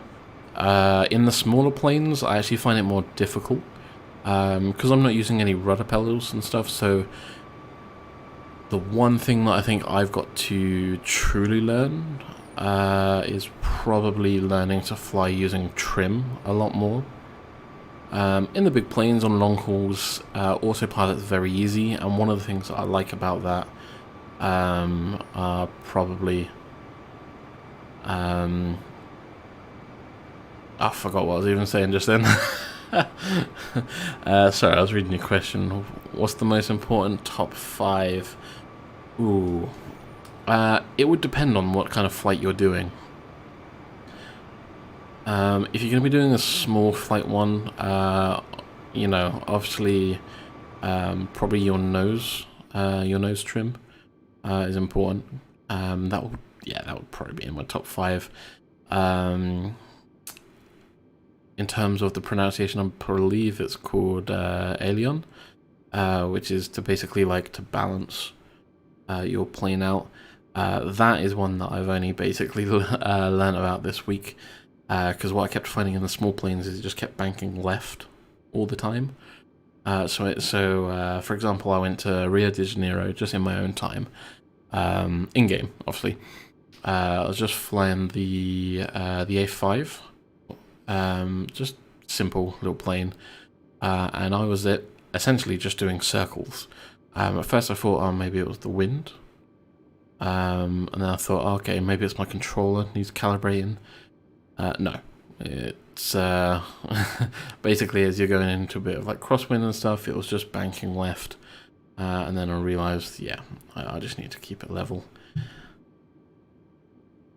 I mean, to be fair, if you're looking at all your instruments, top 5, I mean, your thrust, your actual, like, your trim, that easily going to be in your top 5, because without them, you're either going to nosedive into the ground, or you're going to be going way too fast in airspeed and end up stalling, or hitting overspeed and putting too much, like, pressure on the aircraft, and then crashing.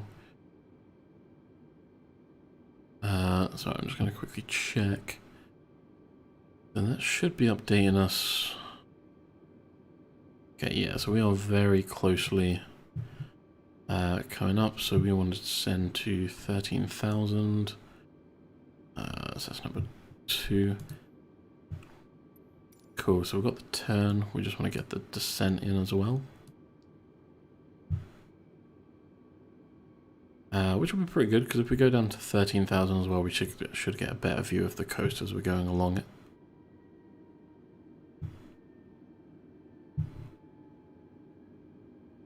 You said you're currently saving up to actually buy it. Oh, that is a big nosedive, but that is one good-looking sight.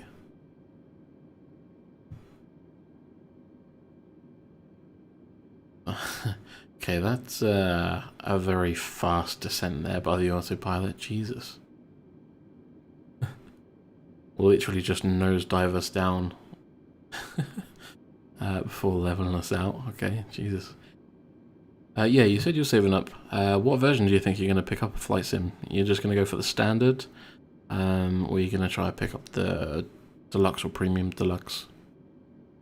And also, if you are saving up for it, I'm not sure if you knew that you can play it for the equivalent of £1 at the moment if you wanted to give it a try through the Xbox Game Pass. If you sign up for that, I believe you can do the first month for £1, and Flight Sim, the standard edition, is included with that.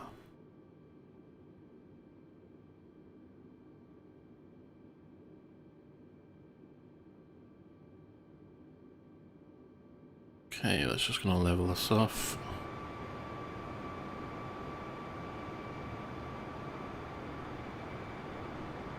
And to be fair as well, I am only running this on a GTX 1070. To be precise, it's an EVGA 1070 for the Win 2. And I'm able to run this on high. And to be fair, I don't think I can really complain at like the graphics that I'm getting on this.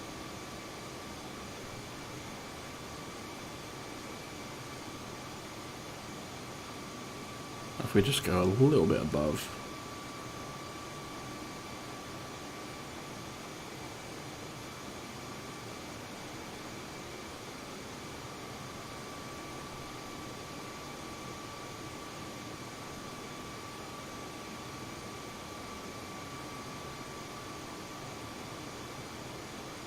What is it there? I think the deluxe items will be available in the future to purchase. Yeah, I think they will be as well.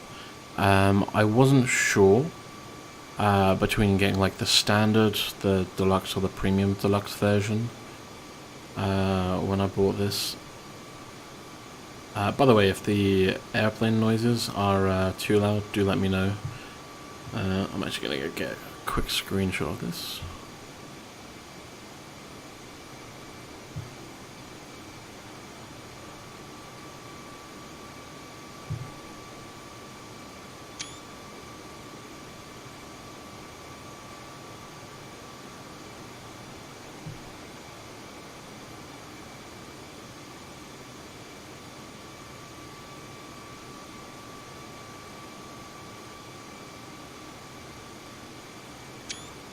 I do think the graphics on this game are pretty insane for what you get.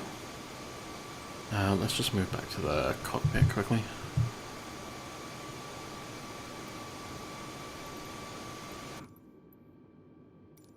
Better.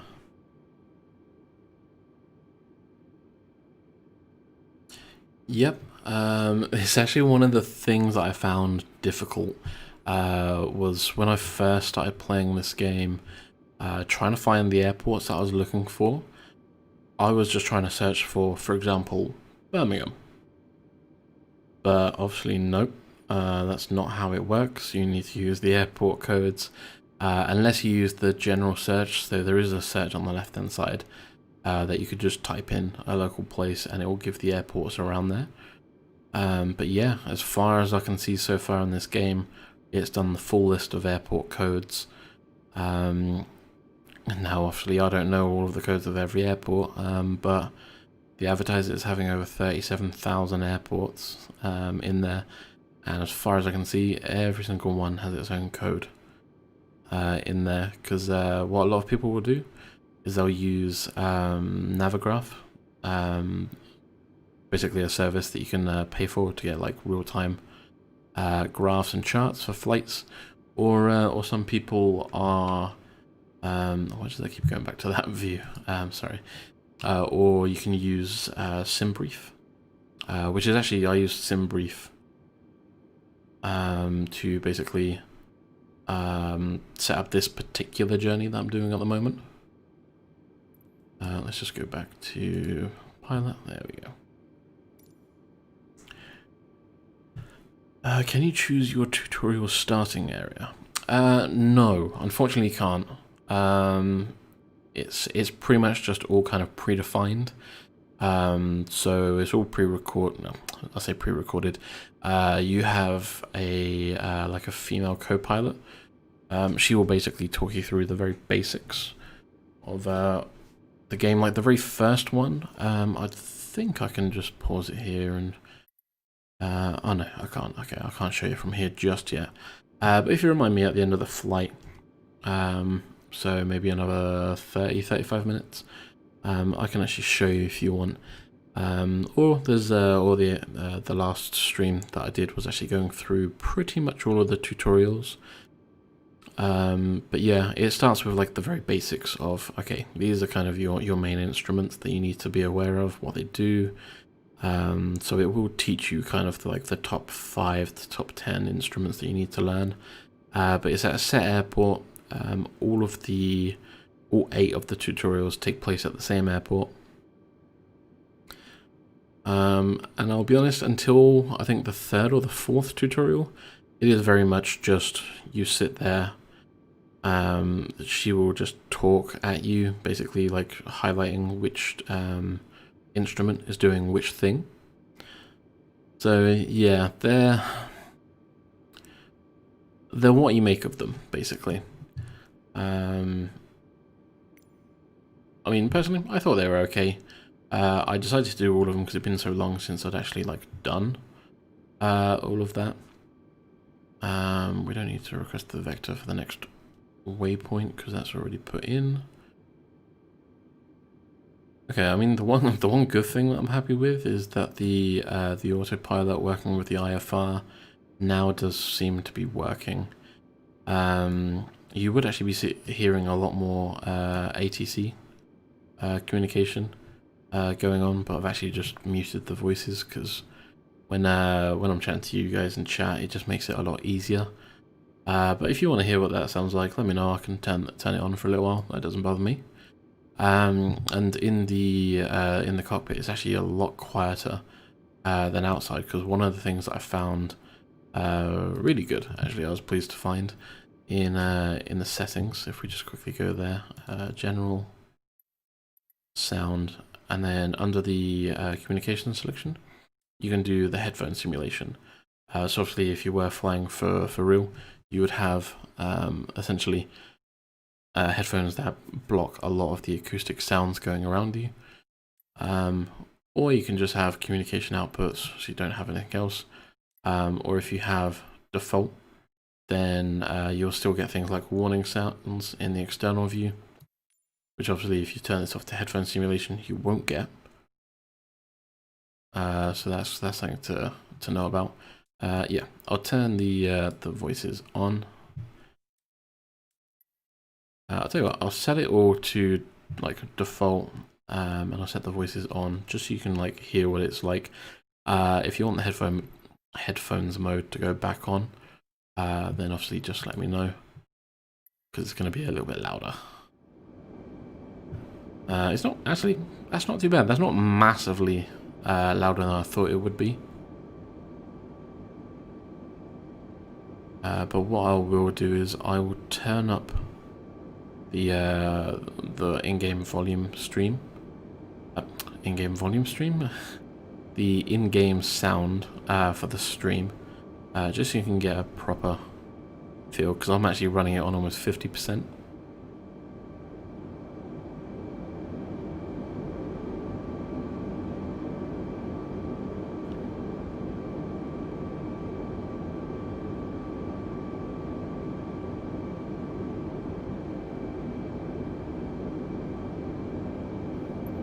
And then the ATC should be doing a handoff in the next few minutes or so. Although Tokyo Tower, that was quite a lot. So if we we'll see if we can just go down, say, to 12,000. Tokyo Center, Airbus 320. Request 12,000 feet. Airbus 320 descend and maintain 12,000 feet. Descend and maintain 12,000 feet, Airbus 320.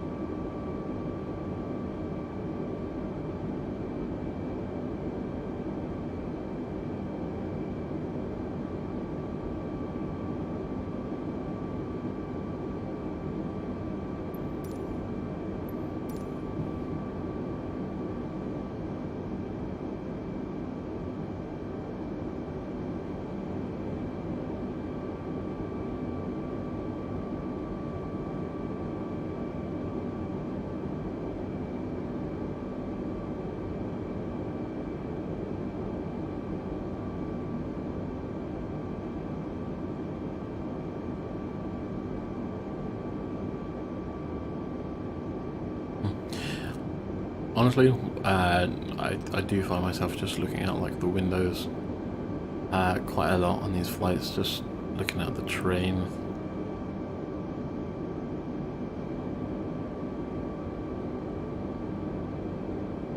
Yeah, the sounds in this are really well replicated.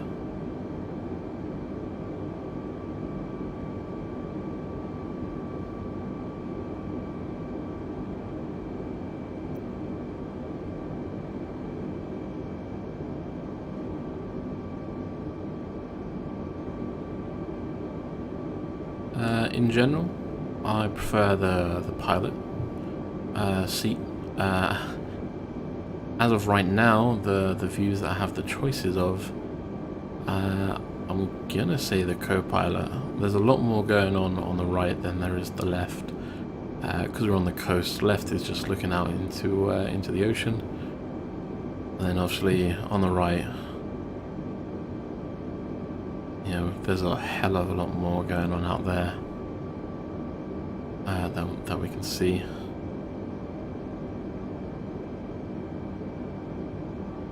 We're going to take us back up to 13,000.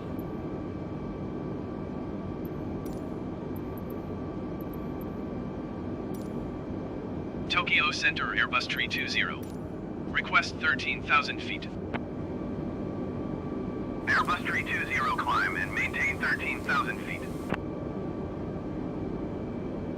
Climb and maintain 13,000 feet, Airbus 320.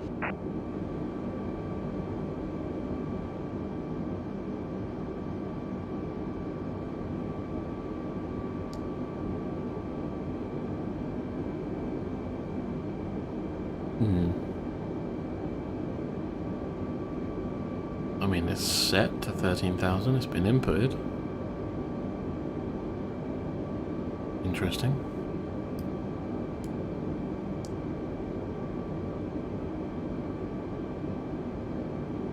Sure, we'll stay at 12,000. You do what you want, autopilot.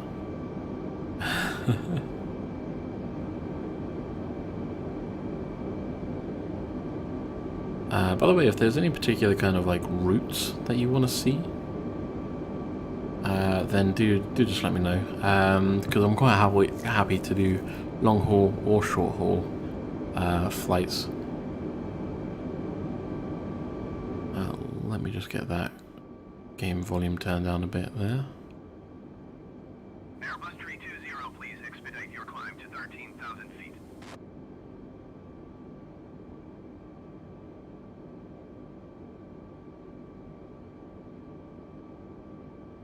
I would love to increase. I mean, that's literally going to do nothing. Would I do a 2-hour flight? Yeah, sure. New York to Chicago. Yeah, I probably won't do that this evening, as I've already been essentially in the air on this flight for over that already now, I think. Oh, just hit 2 hours that I've been flying so far. But yeah, I'll quite happily do like a New York to Chicago. Please expedite your climb to 13,000 feet. Let me go up.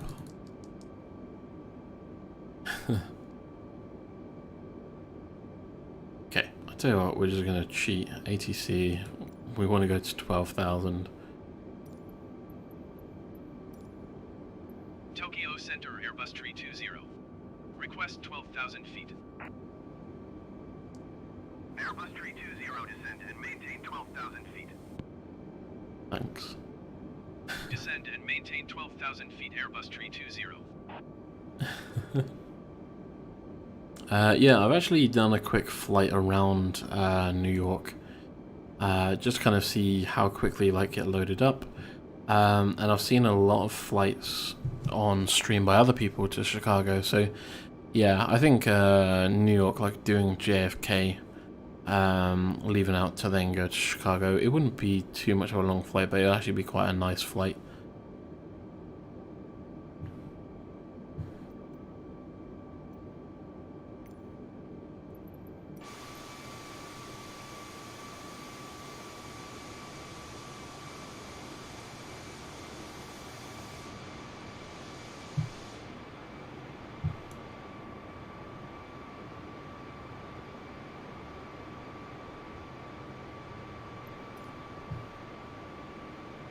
Actually, one of my favorite things about this, the camera system, I still need to set up a bunch of custom cameras, but on the showcase, like just these ones where you're just looking out the windows like you're a little passenger on the flight.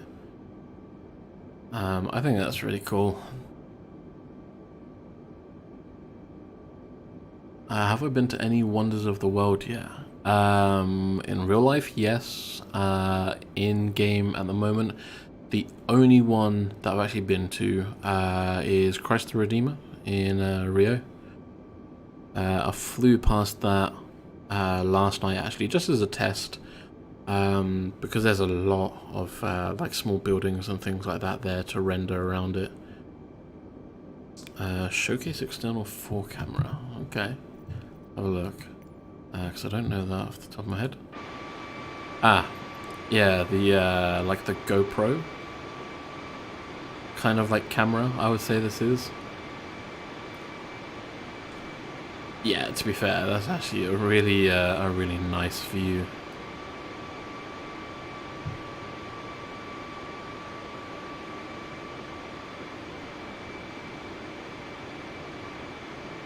And to be fair, that's the thing with this game, because it's like rendering in the entire world. It's kind of like there's too much to kind of decide to do, because you just don't have enough time, I guess, to do it all.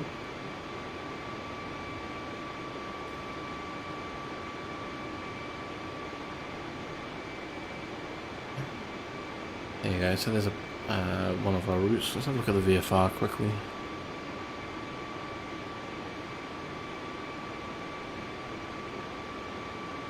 Okay, so we're going quite well actually. That is still working. For whatever reason, it wouldn't allow us to increase our altitude. But to be fair, 12,000 is quite good.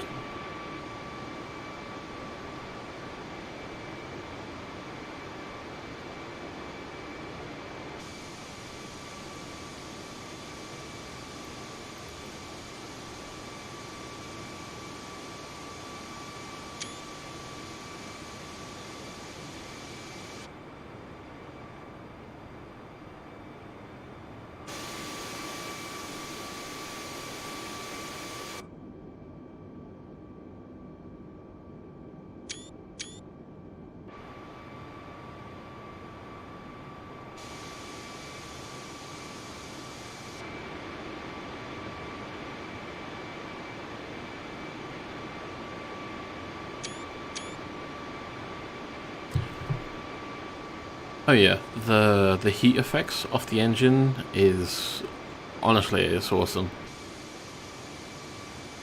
Like from the side you can see it coming off, and it just, yeah, it's hard to describe. Like, I've watched so many streams and you look and you go, it does look really good. But if you appreciate kind of flight simulators, and when you're like playing it yourself, I don't know, there's just something about it that I kind of makes you just like appreciate it more. Like this particular angle where you can see the heat coming off both of them, you can almost see like the wind drag coming off the top of the wing as well.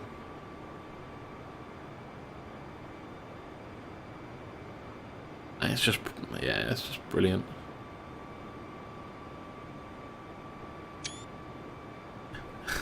If you hear kind of a little squeaky sound coming through, that's just me taking screenshots via Steam.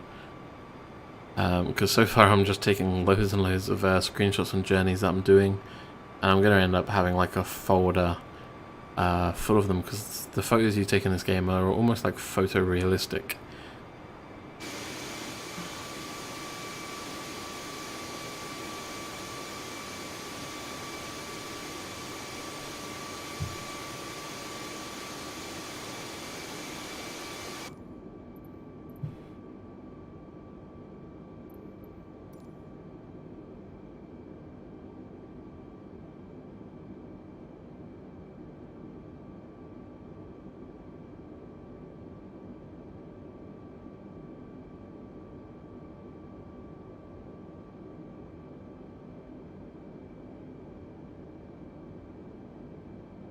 Are liveries worth buying? I would say it depends. Like, I would say, yeah, probably a handful are worth buying. So for example, I did notice earlier on some of the Facebook and Discord groups, A lot of people have already got a bunch of liveries working for this one actually that I'm flying at the moment, the A320neo. I saw Spirit Airlines, I saw one for British Airways. Now I don't know whether or not the liveries I saw earlier are ones that people are buying, or if people have just found a way to put them in, like, make them available through the actual game files or not. But to be fair, yeah, the British Airways one that I saw, that was one that I would happily pick up. Because, yeah, the default one on this plane is okay, but I would quite happily change it to British Airways. Part of me would also be tempted to get EasyJet, just because, I've flown out from Luton Airport loads. I think it's London Luton Airport, whichever they call themselves these days. And that's like one of EasyJet's main bases, or it might actually be their main base in the UK. So yeah, I'd be tempted to pick up EasyJet as well. And maybe like a few others, like Lufthansa.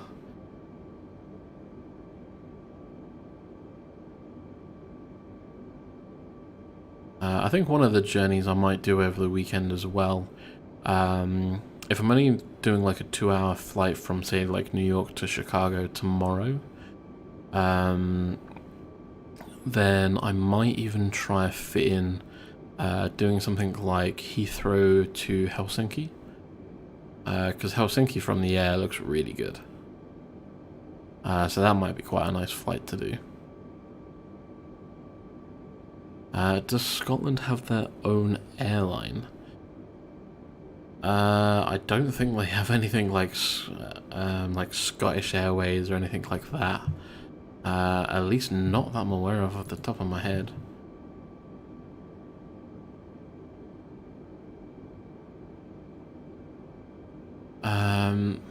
They must have one at least. Oh, there you go. Apparently there is Scottish Airlines. That is... but I don't think that's like a commercial. Oh, okay. No, Scottish Airlines existed from 1946 to 1961 when it ceased. Logan Air might be actually like a commercial one for them. Ooh, Virgin Airways would be a good shout actually.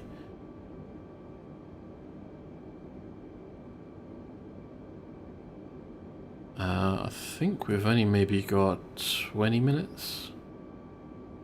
Maybe 25 minutes left of this flight.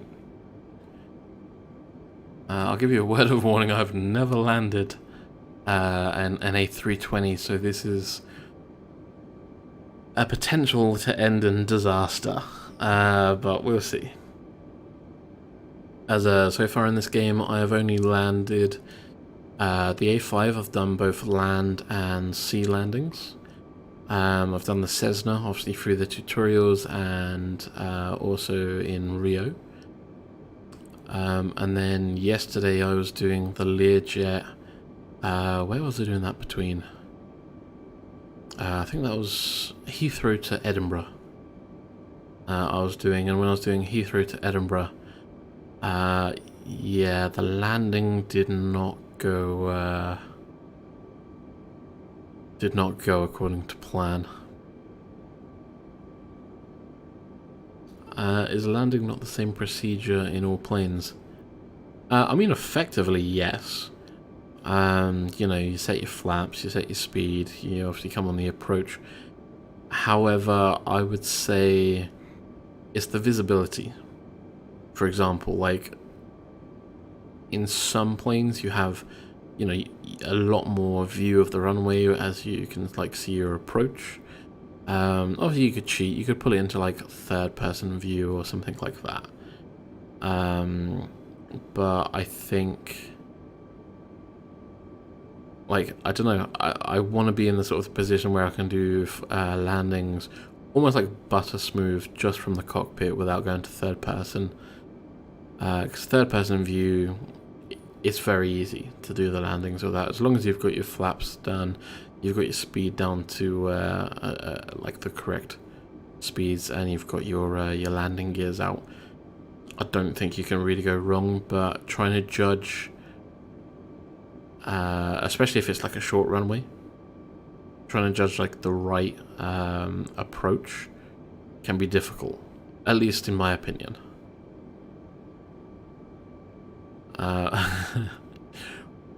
Plus, in total, I think, according to my logbook, I've made 1, 2, 3, 5 landings. 6 if you include the one where I ended up basically nosediving into the ground.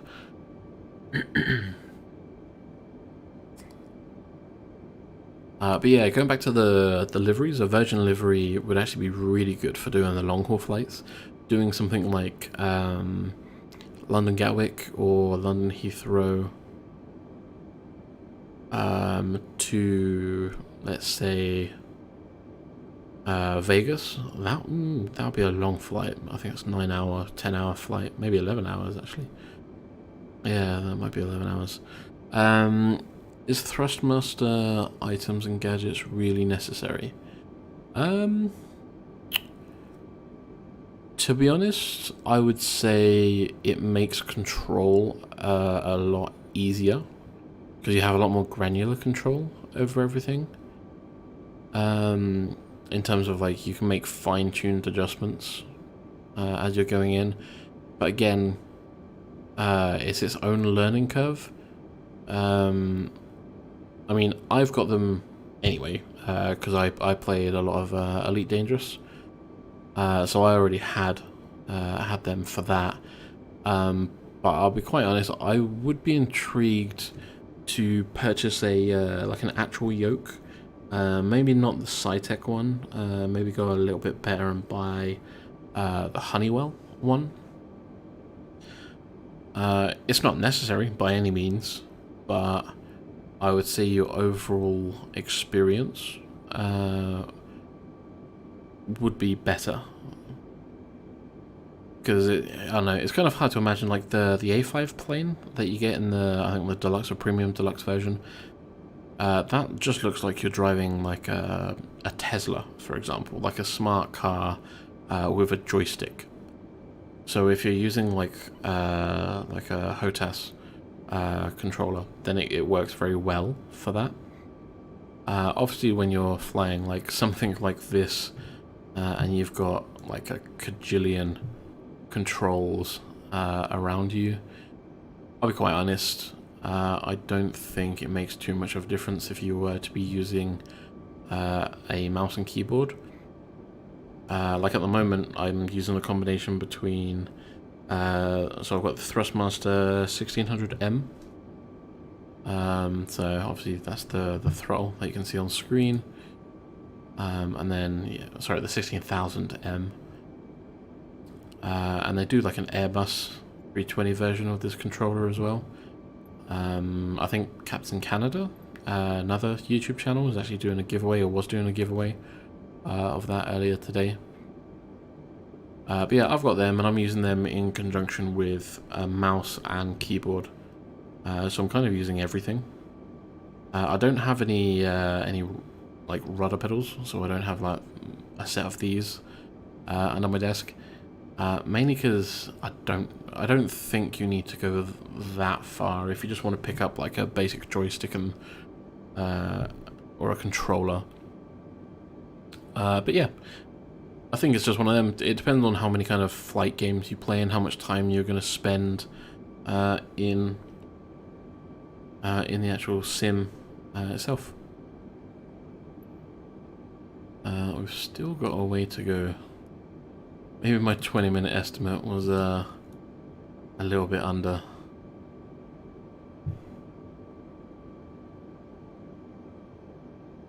Man, that looks really cool out there now. So we've kind of done most of the coastline. So now we're actually going to be coming like into the center of Japan and basically flying up through the middle. I was contemplating like deviating and flying like through Tokyo, because Tokyo is roughly around about here somewhere. But we're actually like flying around them. I think I'll do Tokyo itself in a separate stream where I'll do like a couple of cities or something. Yeah, I think, yeah, to be honest, on that distance and the speed and the height that we're currently doing, I think, yeah, I think around 30 to 40 minutes is a good ETA. Which isn't great for our overall flight time, because we were originally meant to do this in about an hour and 45 to an hour and 50 minutes. So we are currently 30 minutes behind schedule, with another half an hour on top, so we're almost an hour behind. Which isn't the greatest. Yeah, so what, 3:45? How long have we been doing this stream for now as well? Okay, no, it's not actually that long. The game time is a bit quicker, actually, looking at that clock. So I've been streaming, what, so an hour and 45, and then I took off 10 minutes in, so an hour and a half actually, so... Actually, yeah, okay, that's not too bad. I did actually manage to make up some time then doing that. Where is my fuel? I believe here, so you can see I've got 2,800 pounds in each one, unless this is my fuel. This is possibly my fuel. Again, this is my first time flying the A320. That actually might be... Oh, no, fuel. Yeah, that is fuel. Fuel used, combined. Okay, so this is actually in kilograms. So we're burning 35 kilograms a minute. Airbus 320 contact Tokyo Center on 125.6. That made me jump. 125.6 for Airbus 320. Tokyo Center, Airbus Alpha Sierra X-Ray 320, 12,000 feet. Airbus Alpha Sierra X-Ray 320 Tokyo Center, continue Togaki as planned. Altimeter 29.902.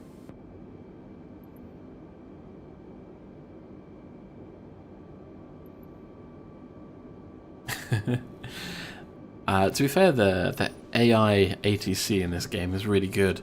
I do want to get my skills up to the point where I can try VATSIM and actually interact with humans. Like talking to like a human ATC through VATSIM. I think that'd be really cool. I just don't know enough of the lingo at the moment, so I try, like when I'm playing by myself, and I'll try to start doing it in streams probably from next week when I'm set up in like parking in the airport. I'll be doing all of the ATC requests for things like fuel, like getting the fuel truck out, getting the baggage put on, like doing everything manually. And it's still cool that you get like the feedback from the ATC. But I think it would be quite good to sort of take it that one like that, what do you call it, what's the words? Take it that next level, or take it one level up and start using VATSIM, since that is officially supported.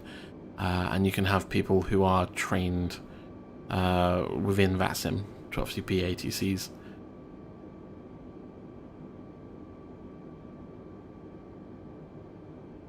Yeah, so sorry, the fuel's used. Looking at this, I'm assuming it doesn't really say, like, I'm assuming the 608 is our reserves. This is how much we're like burning through per minute. I'm assuming this is how much, yeah, so this is how much we've used through each. This is how much we have left. So if we're burning through 35 kilograms a minute, oh, that should be fine actually. So we've still got just over 3,500 kilograms worth of fuel. Yeah, no worries, Crank. Yeah, I'll catch you in a minute.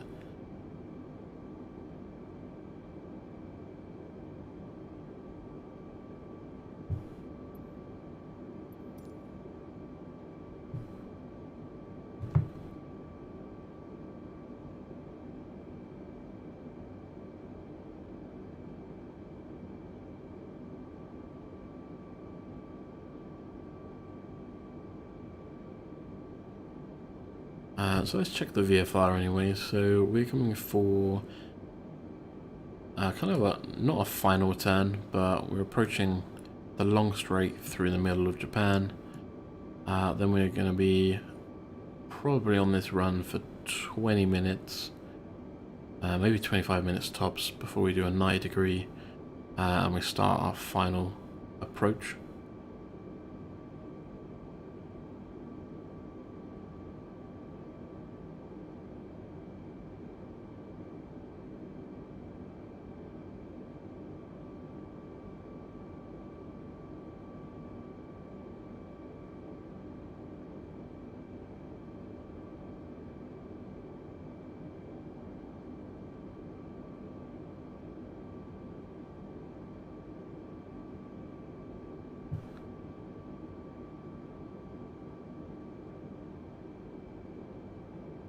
So according to the stats, we've got 4 concurrent viewers, so welcome anyone that's sneaked in that I've not seen. Feel free to make yourself welcome and known in the chat.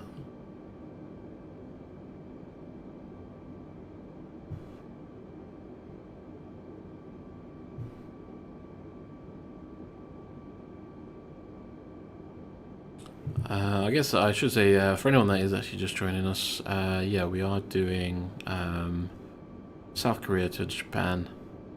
We should have been an hour and 50-minute flight. We are currently on a delay of about 30 to 40 minutes tops.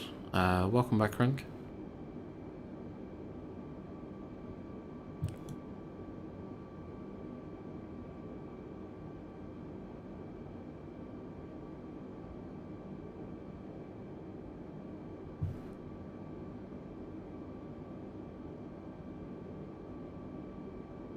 Okay, so that's got to be the local time.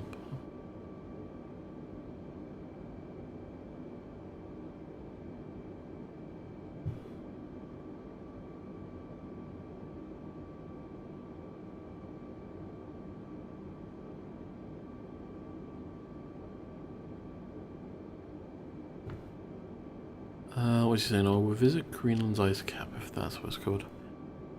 Oh, that's actually a very good idea. To be fair, I don't even know what it actually looks like, so that would actually be quite interesting to actually see what the ice caps are like. Oh, there we go. You can see we're actually just doing our major turn.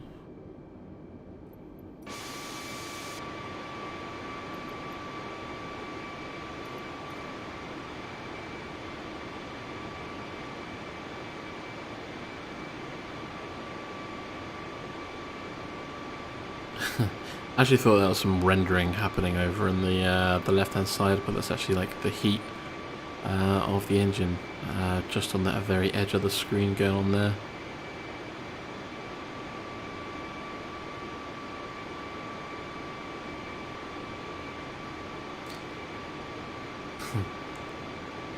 Honestly, when you think back to like even Flight Simulator X, to be fair, at like the rendering from that to say this, it's just insane. Like, I know it's been obviously many years, like what, 14 years, but still, like the things that you can see. Let's just go to external.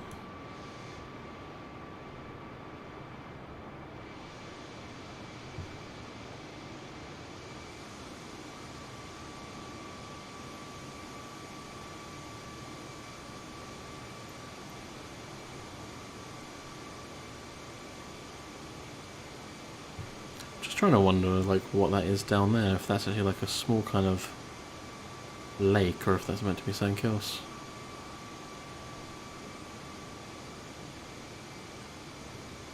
No, it can't be a lake because that's water over there. That's dark blue, but that's like the light blue. Water park, maybe?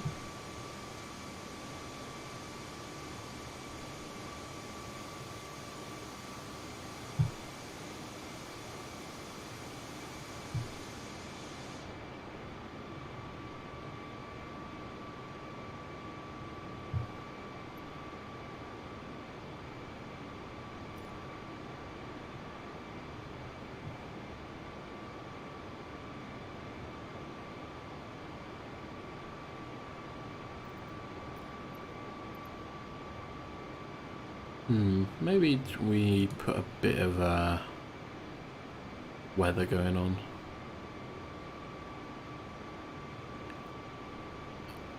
Did I see the movie Joker? Yeah, I've seen that film.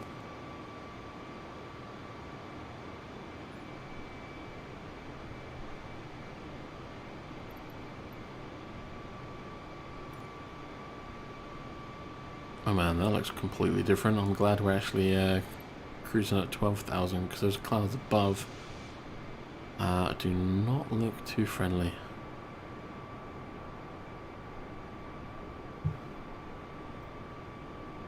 Yeah, I actually went to the cinema to see the movie Joker.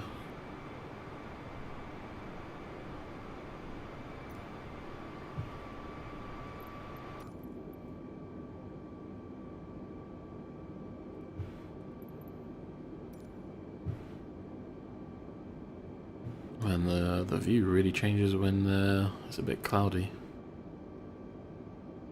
I'll say a bit cloudy when it's raining.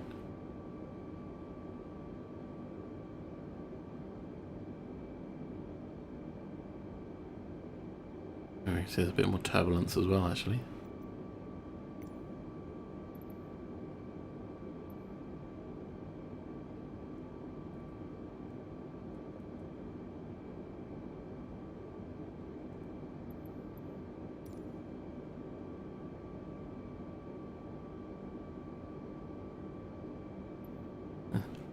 The live weather system in this game is ridiculous. Is the movie Joker any good? Yeah, I thought the film was actually really good. I think when I was going to see it, I was a bit apprehensive about like how they were going to sort of portray it. But yeah, there's depending on your sense of humor, there's some bits in there that I found very funny. So if you've got a bit of dark humor, you'll like the film. Because there were moments where we were in the cinema and I found myself laughing when not many other people in the cinema were.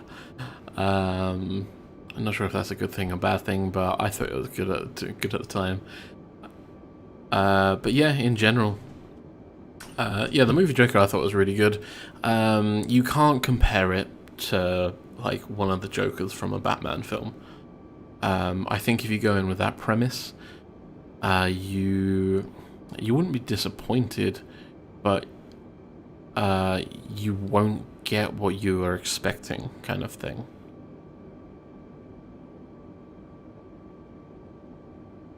You was told an i5 would run the game well. Yeah.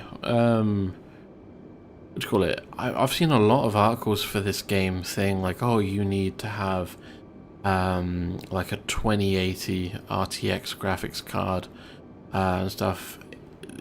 In all honesty, nah, rubbish.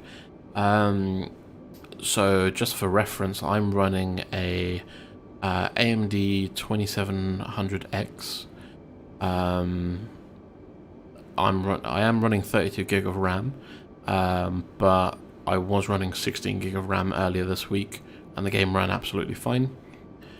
And then I'm running an EVGA GTX 1070. Yeah, so you don't need like a super build to basically play this game. I think anyone, like, obviously, yeah, don't get me wrong, you will get more frames per second and stuff running it in a high powered system. And if you want to be playing in 4K, great. I'm just playing at 1080p. And I'll be quite honest, in a lot of sim games, running, especially in like a flight sim game, running at 30 like FPS, for example, if you wanted to lock it to that, it's more than good enough. A lot of the people who are live streaming the game are doing it locked at 30 FPS. So yeah. I mean, depending on what i5 you go for, that might, like if it's an old i5, it might struggle a bit more. Yeah, agree. 4K is too expensive for the time being. Another sort of like 2-3 years down the line. Because at the moment 1080p is still, I'm pretty sure it's still the most widely used resolution that people are gaming at. Easiest way to check is like what the actual mainstream is looking at the Steam like system benchmarks, where people have like run the benchmarks from Steam, and it shows like what the most popular like operating system, graphics card, CPU, all of that stuff. Like shows what the most popular of that is.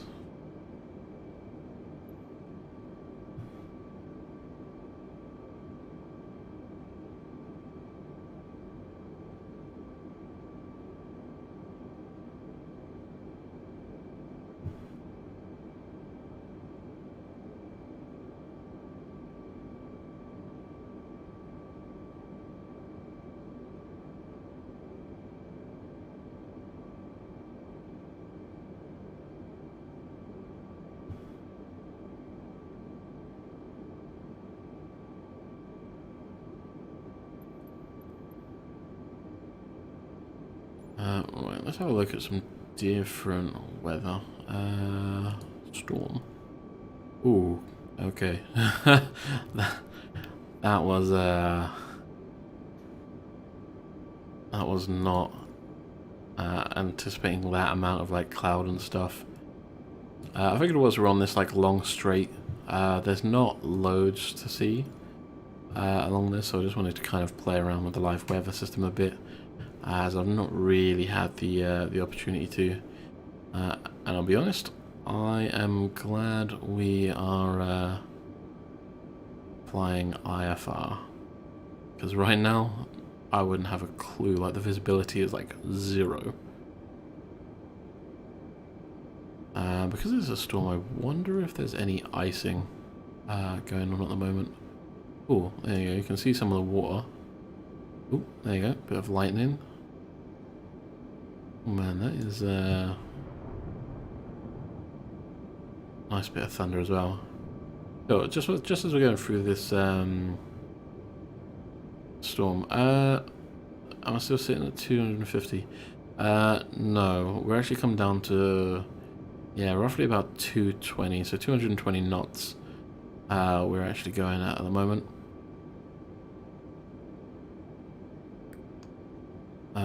Or if we change that, we're actually running at max 0.37, or 37% of the speed of sound. Tell you what, I'm going to go outside, because I've not yet flown in a thunderstorm, and this looks cool.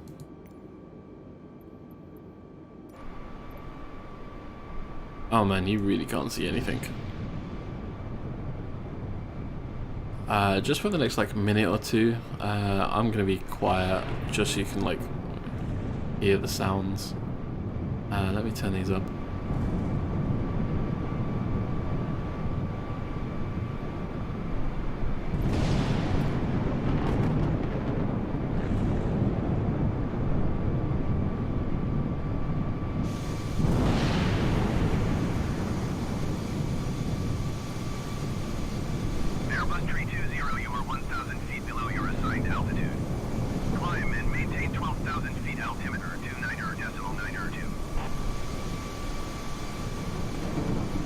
Maintain 12,000 feet, Airbus 320.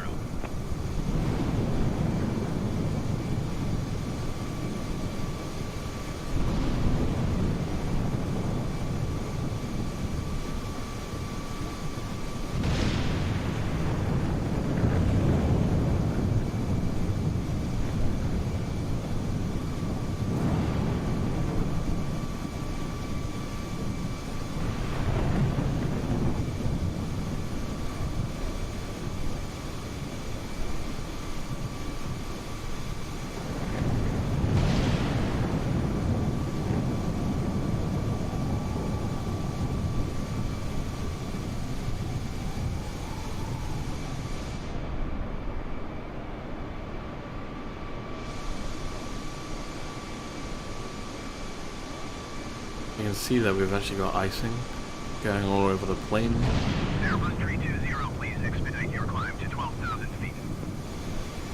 And it seems we're struggling trying to increase our height, because it looks like we've lost a bit of speed because of the weather. Let's give us some clear skies again.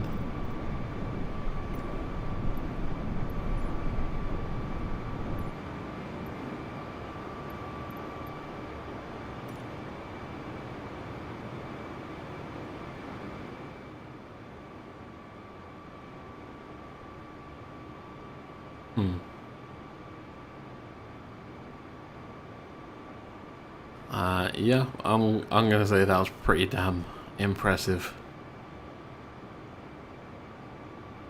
We should see now, because this icing should start disappearing. Again, actually that's a good point. Let's go. Airbus 320, please expedite your climb to 12,000 feet. So autopilot has actually taken us down to 10,000 feet. We should be at 12,000.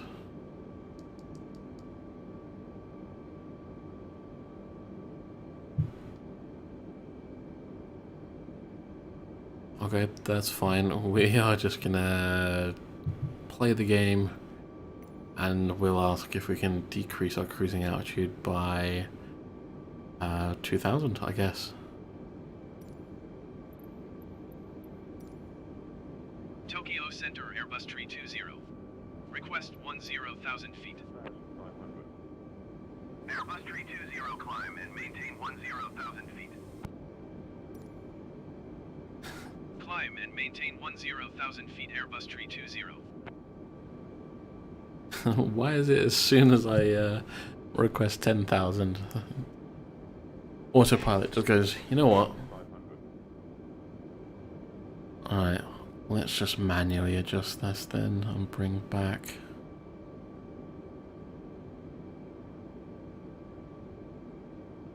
Come on.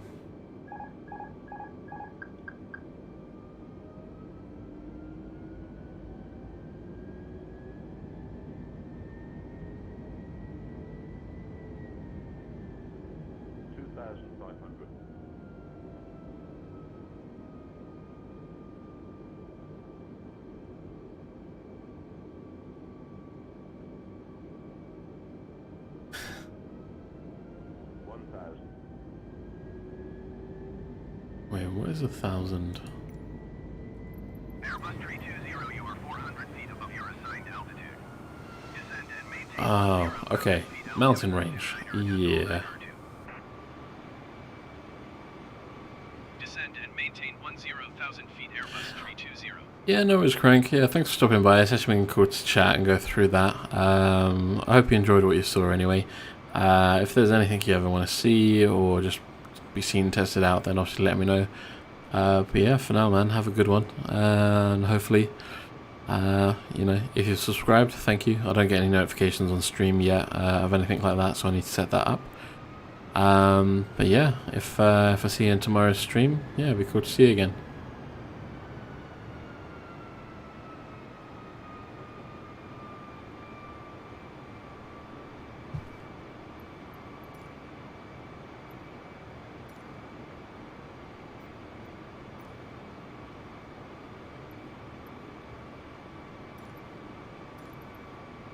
Tokyo Center, Airbus 320.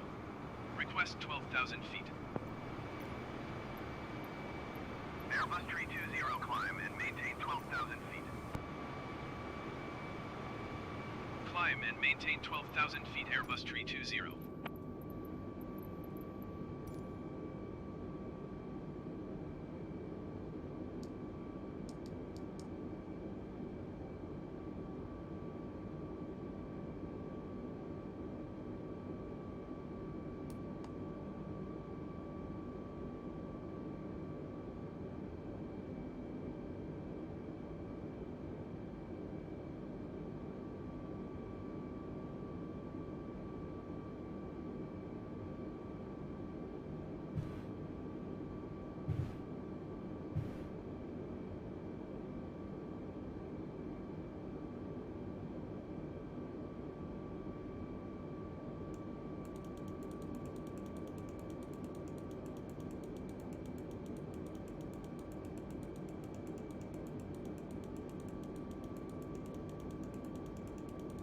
Airbus 320, please expedite your climb to 12,000 feet.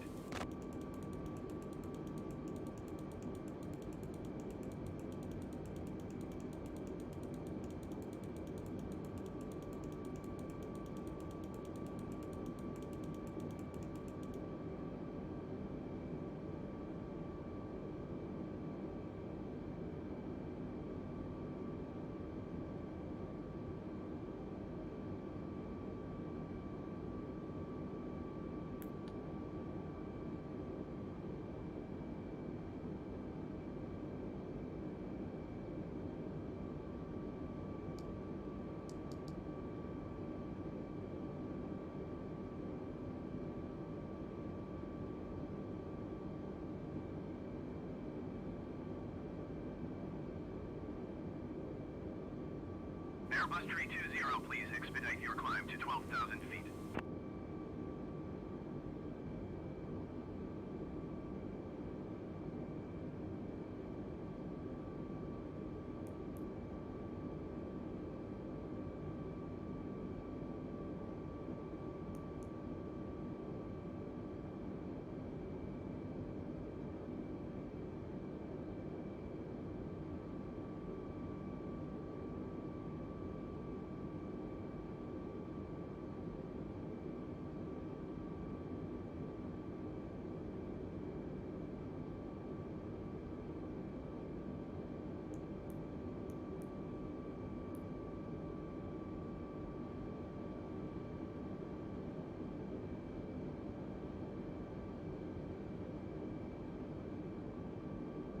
Airbus 320, please expedite your climb to 12,000 feet.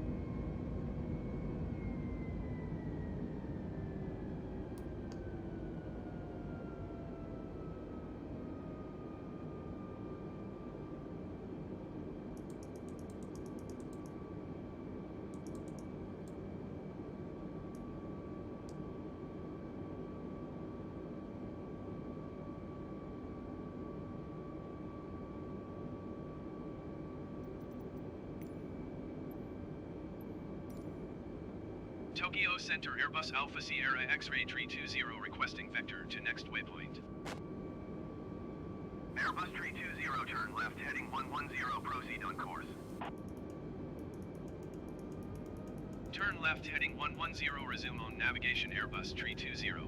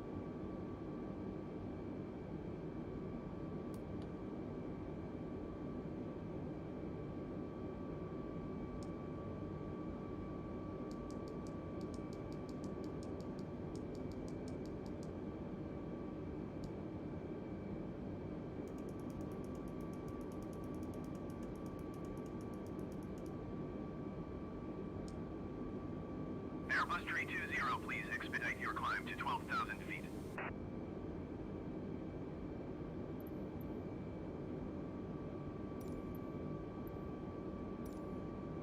Tokyo Center, Airbus 320. Request 10,000 feet. Airbus 320, climb and maintain 10,000 feet. Climb and maintain 10,000 feet, Airbus 320.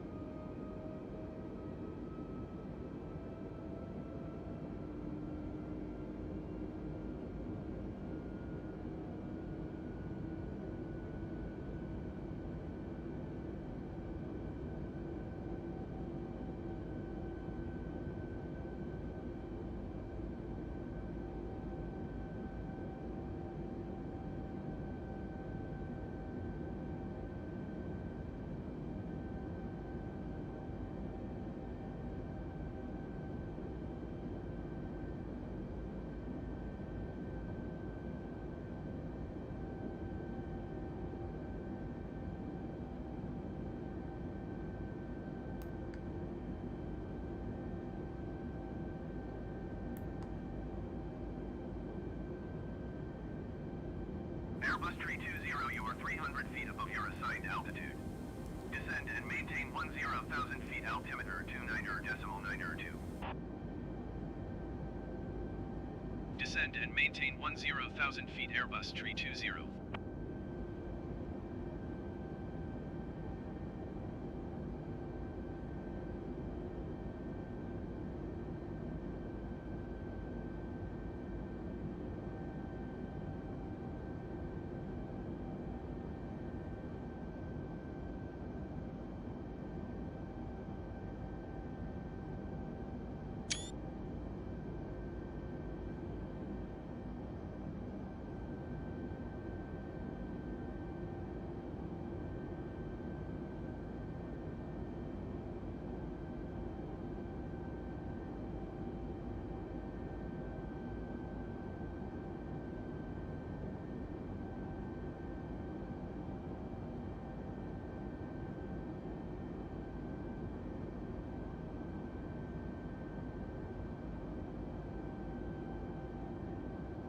Airbus 320, please expedite your descent to 10,000 feet.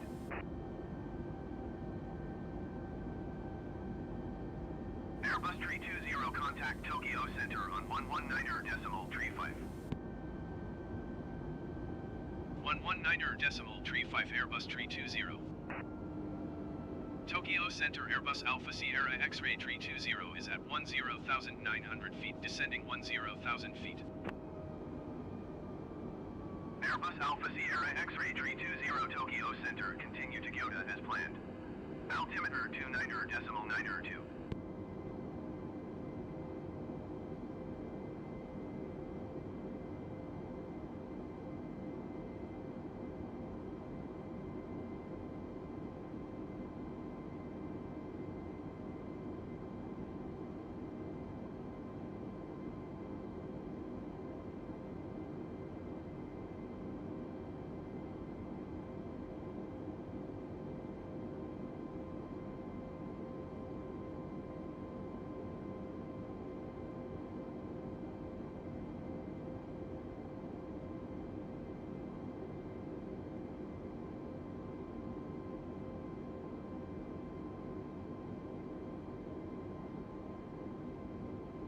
Airbus 320, please expedite your descent to 10,000 feet.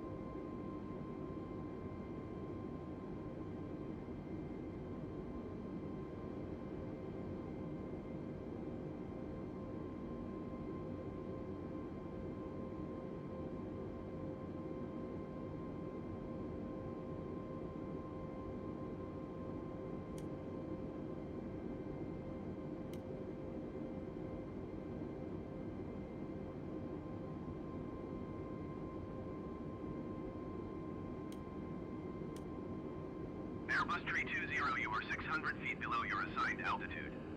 Climb and maintain 10,000 feet altimeter to 9.902. Climb and maintain 10,000 feet Airbus 320.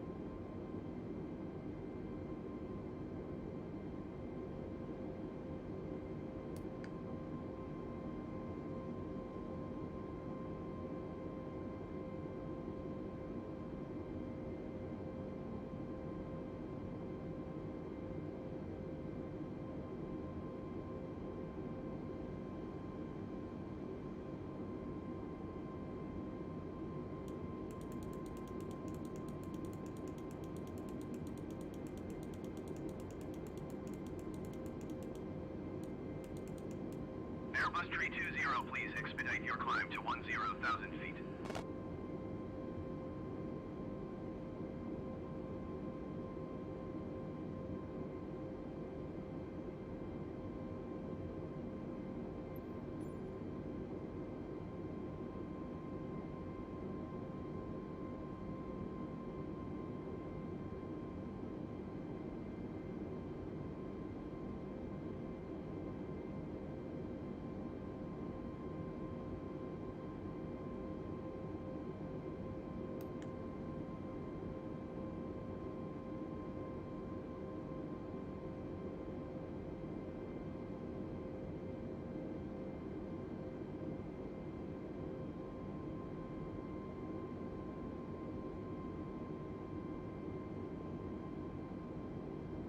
Airbus 320, please expedite your climb to 10,000 feet.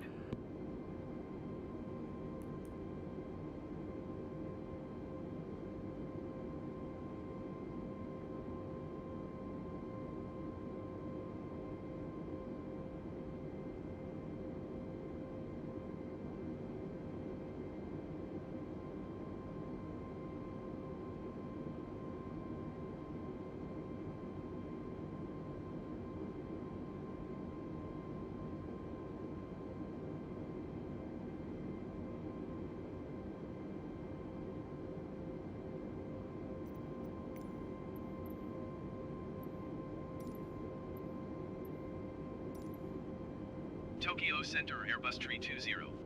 Request 7,000 feet. Airbus 320, descend and maintain 7,000 feet. Descend and maintain 7,000 feet Airbus 320.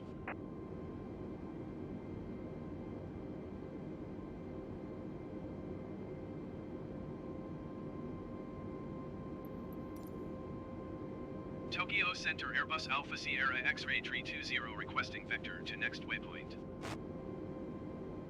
Airbus 320, continue to Sierra Yankee Echo turning and following heading 110, proceed on course.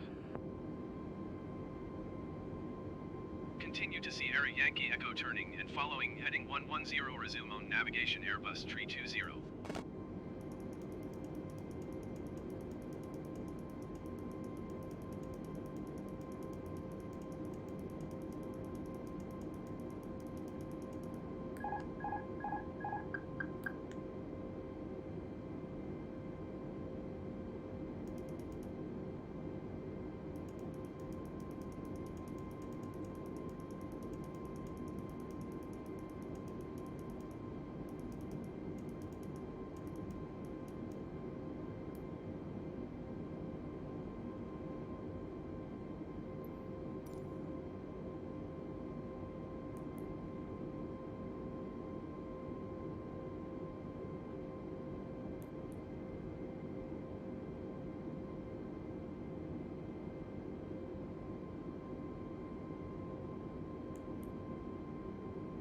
Airbus 320, you are 700 feet below your assigned altitude. Climb and maintain 7,000 feet altimeter to 9.902. Climb and maintain 7,000 feet Airbus 320.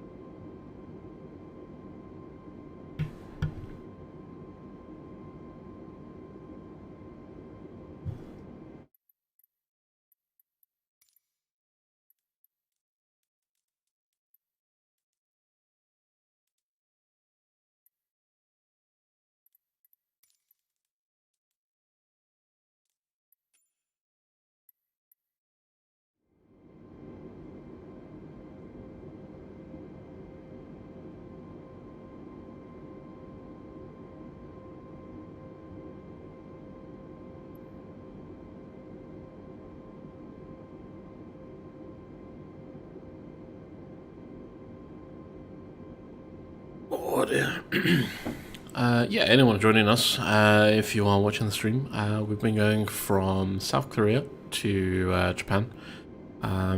We are landing just a little distance away from Tokyo. We've got the VFR map up there just for reference, just so you can see the satellite imagery.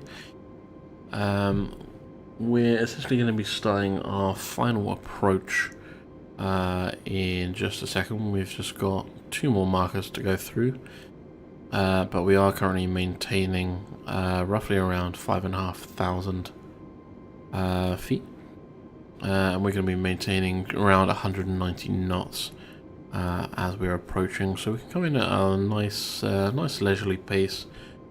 We can still see what's going on around us. This is quite like a low flight going on, and we are actually going to try and increase. Let's just have a look outside.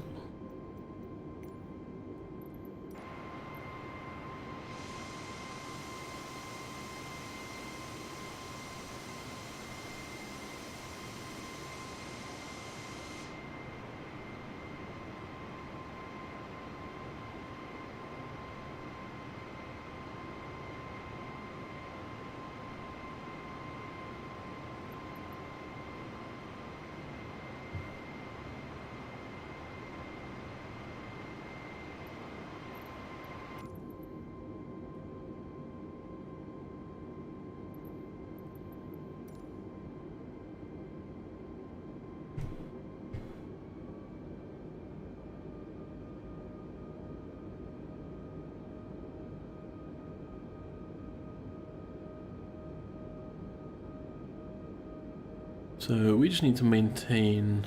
We just need to increase our speed, because then we can actually level off. Rather than trying to, like, at the moment we're using probably more fuel. Yeah, so we've got 760. The reserves have gone down, so we've got. Why is that just dropped down to 10 kilograms? Okay, all right. Because we are getting to the point of running not low on fuel, but it is costing us more to run at this particular altitude.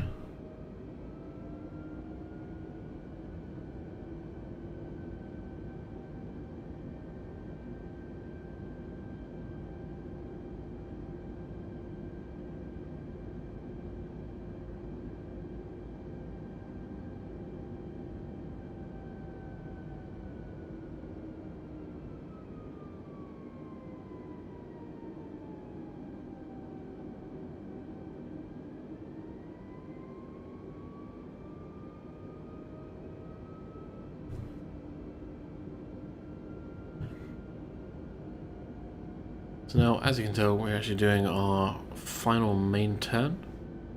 And this is going to be taking us in for a landing.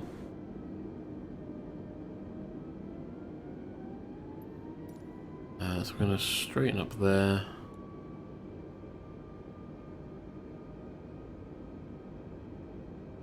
Soon we will put on approach mode. We'll probably drop down to 160 knots as well.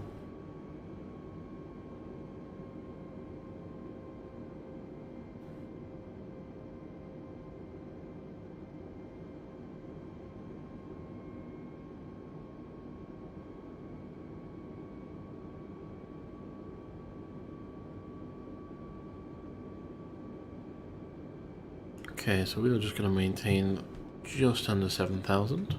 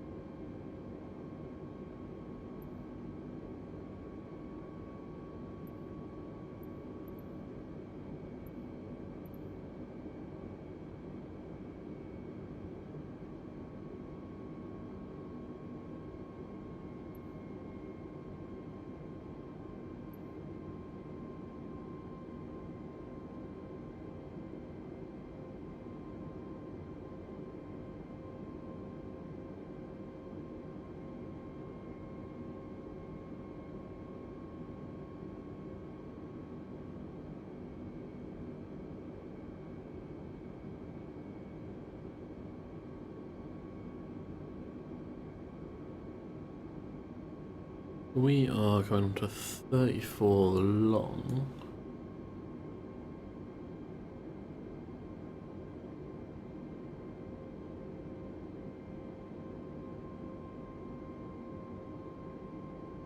Or, sorry, 34L.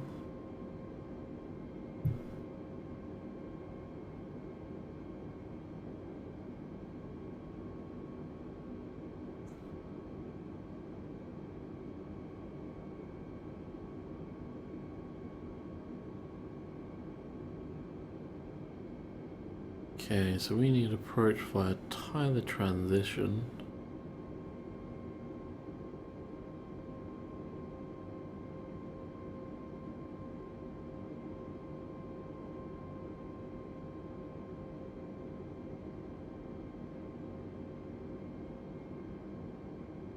Now 34L is obviously this runway here.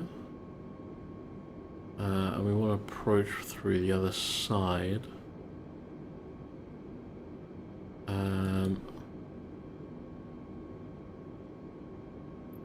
Okay, so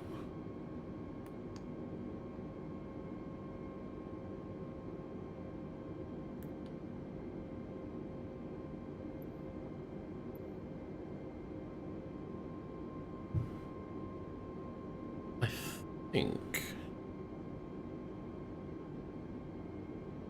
can we come down on that way?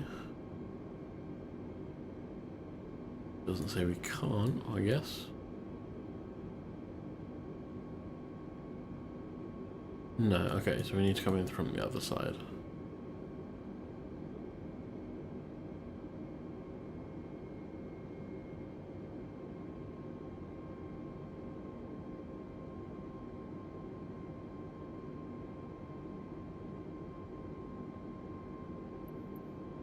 We are at 7,000 feet.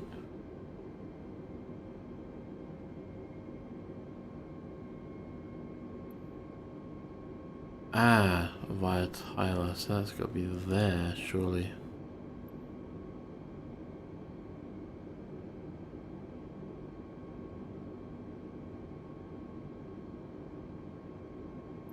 We actually need to go through Tyler transition.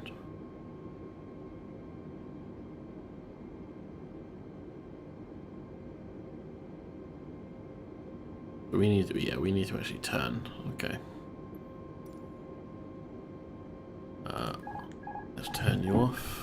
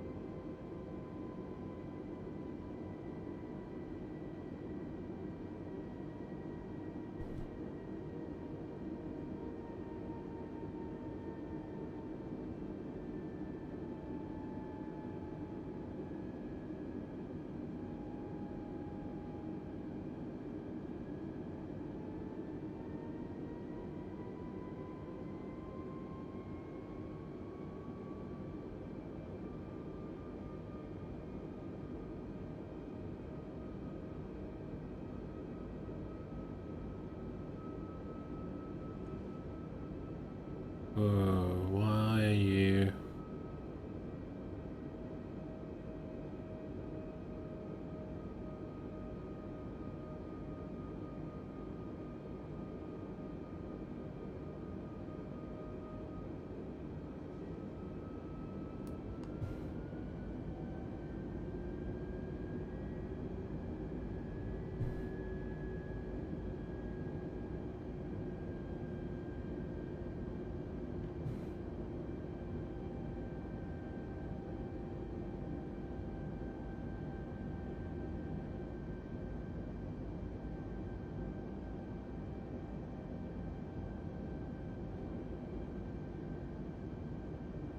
At the airport over there, we're just gonna go kind of short of the Tyler approach, but it's fine.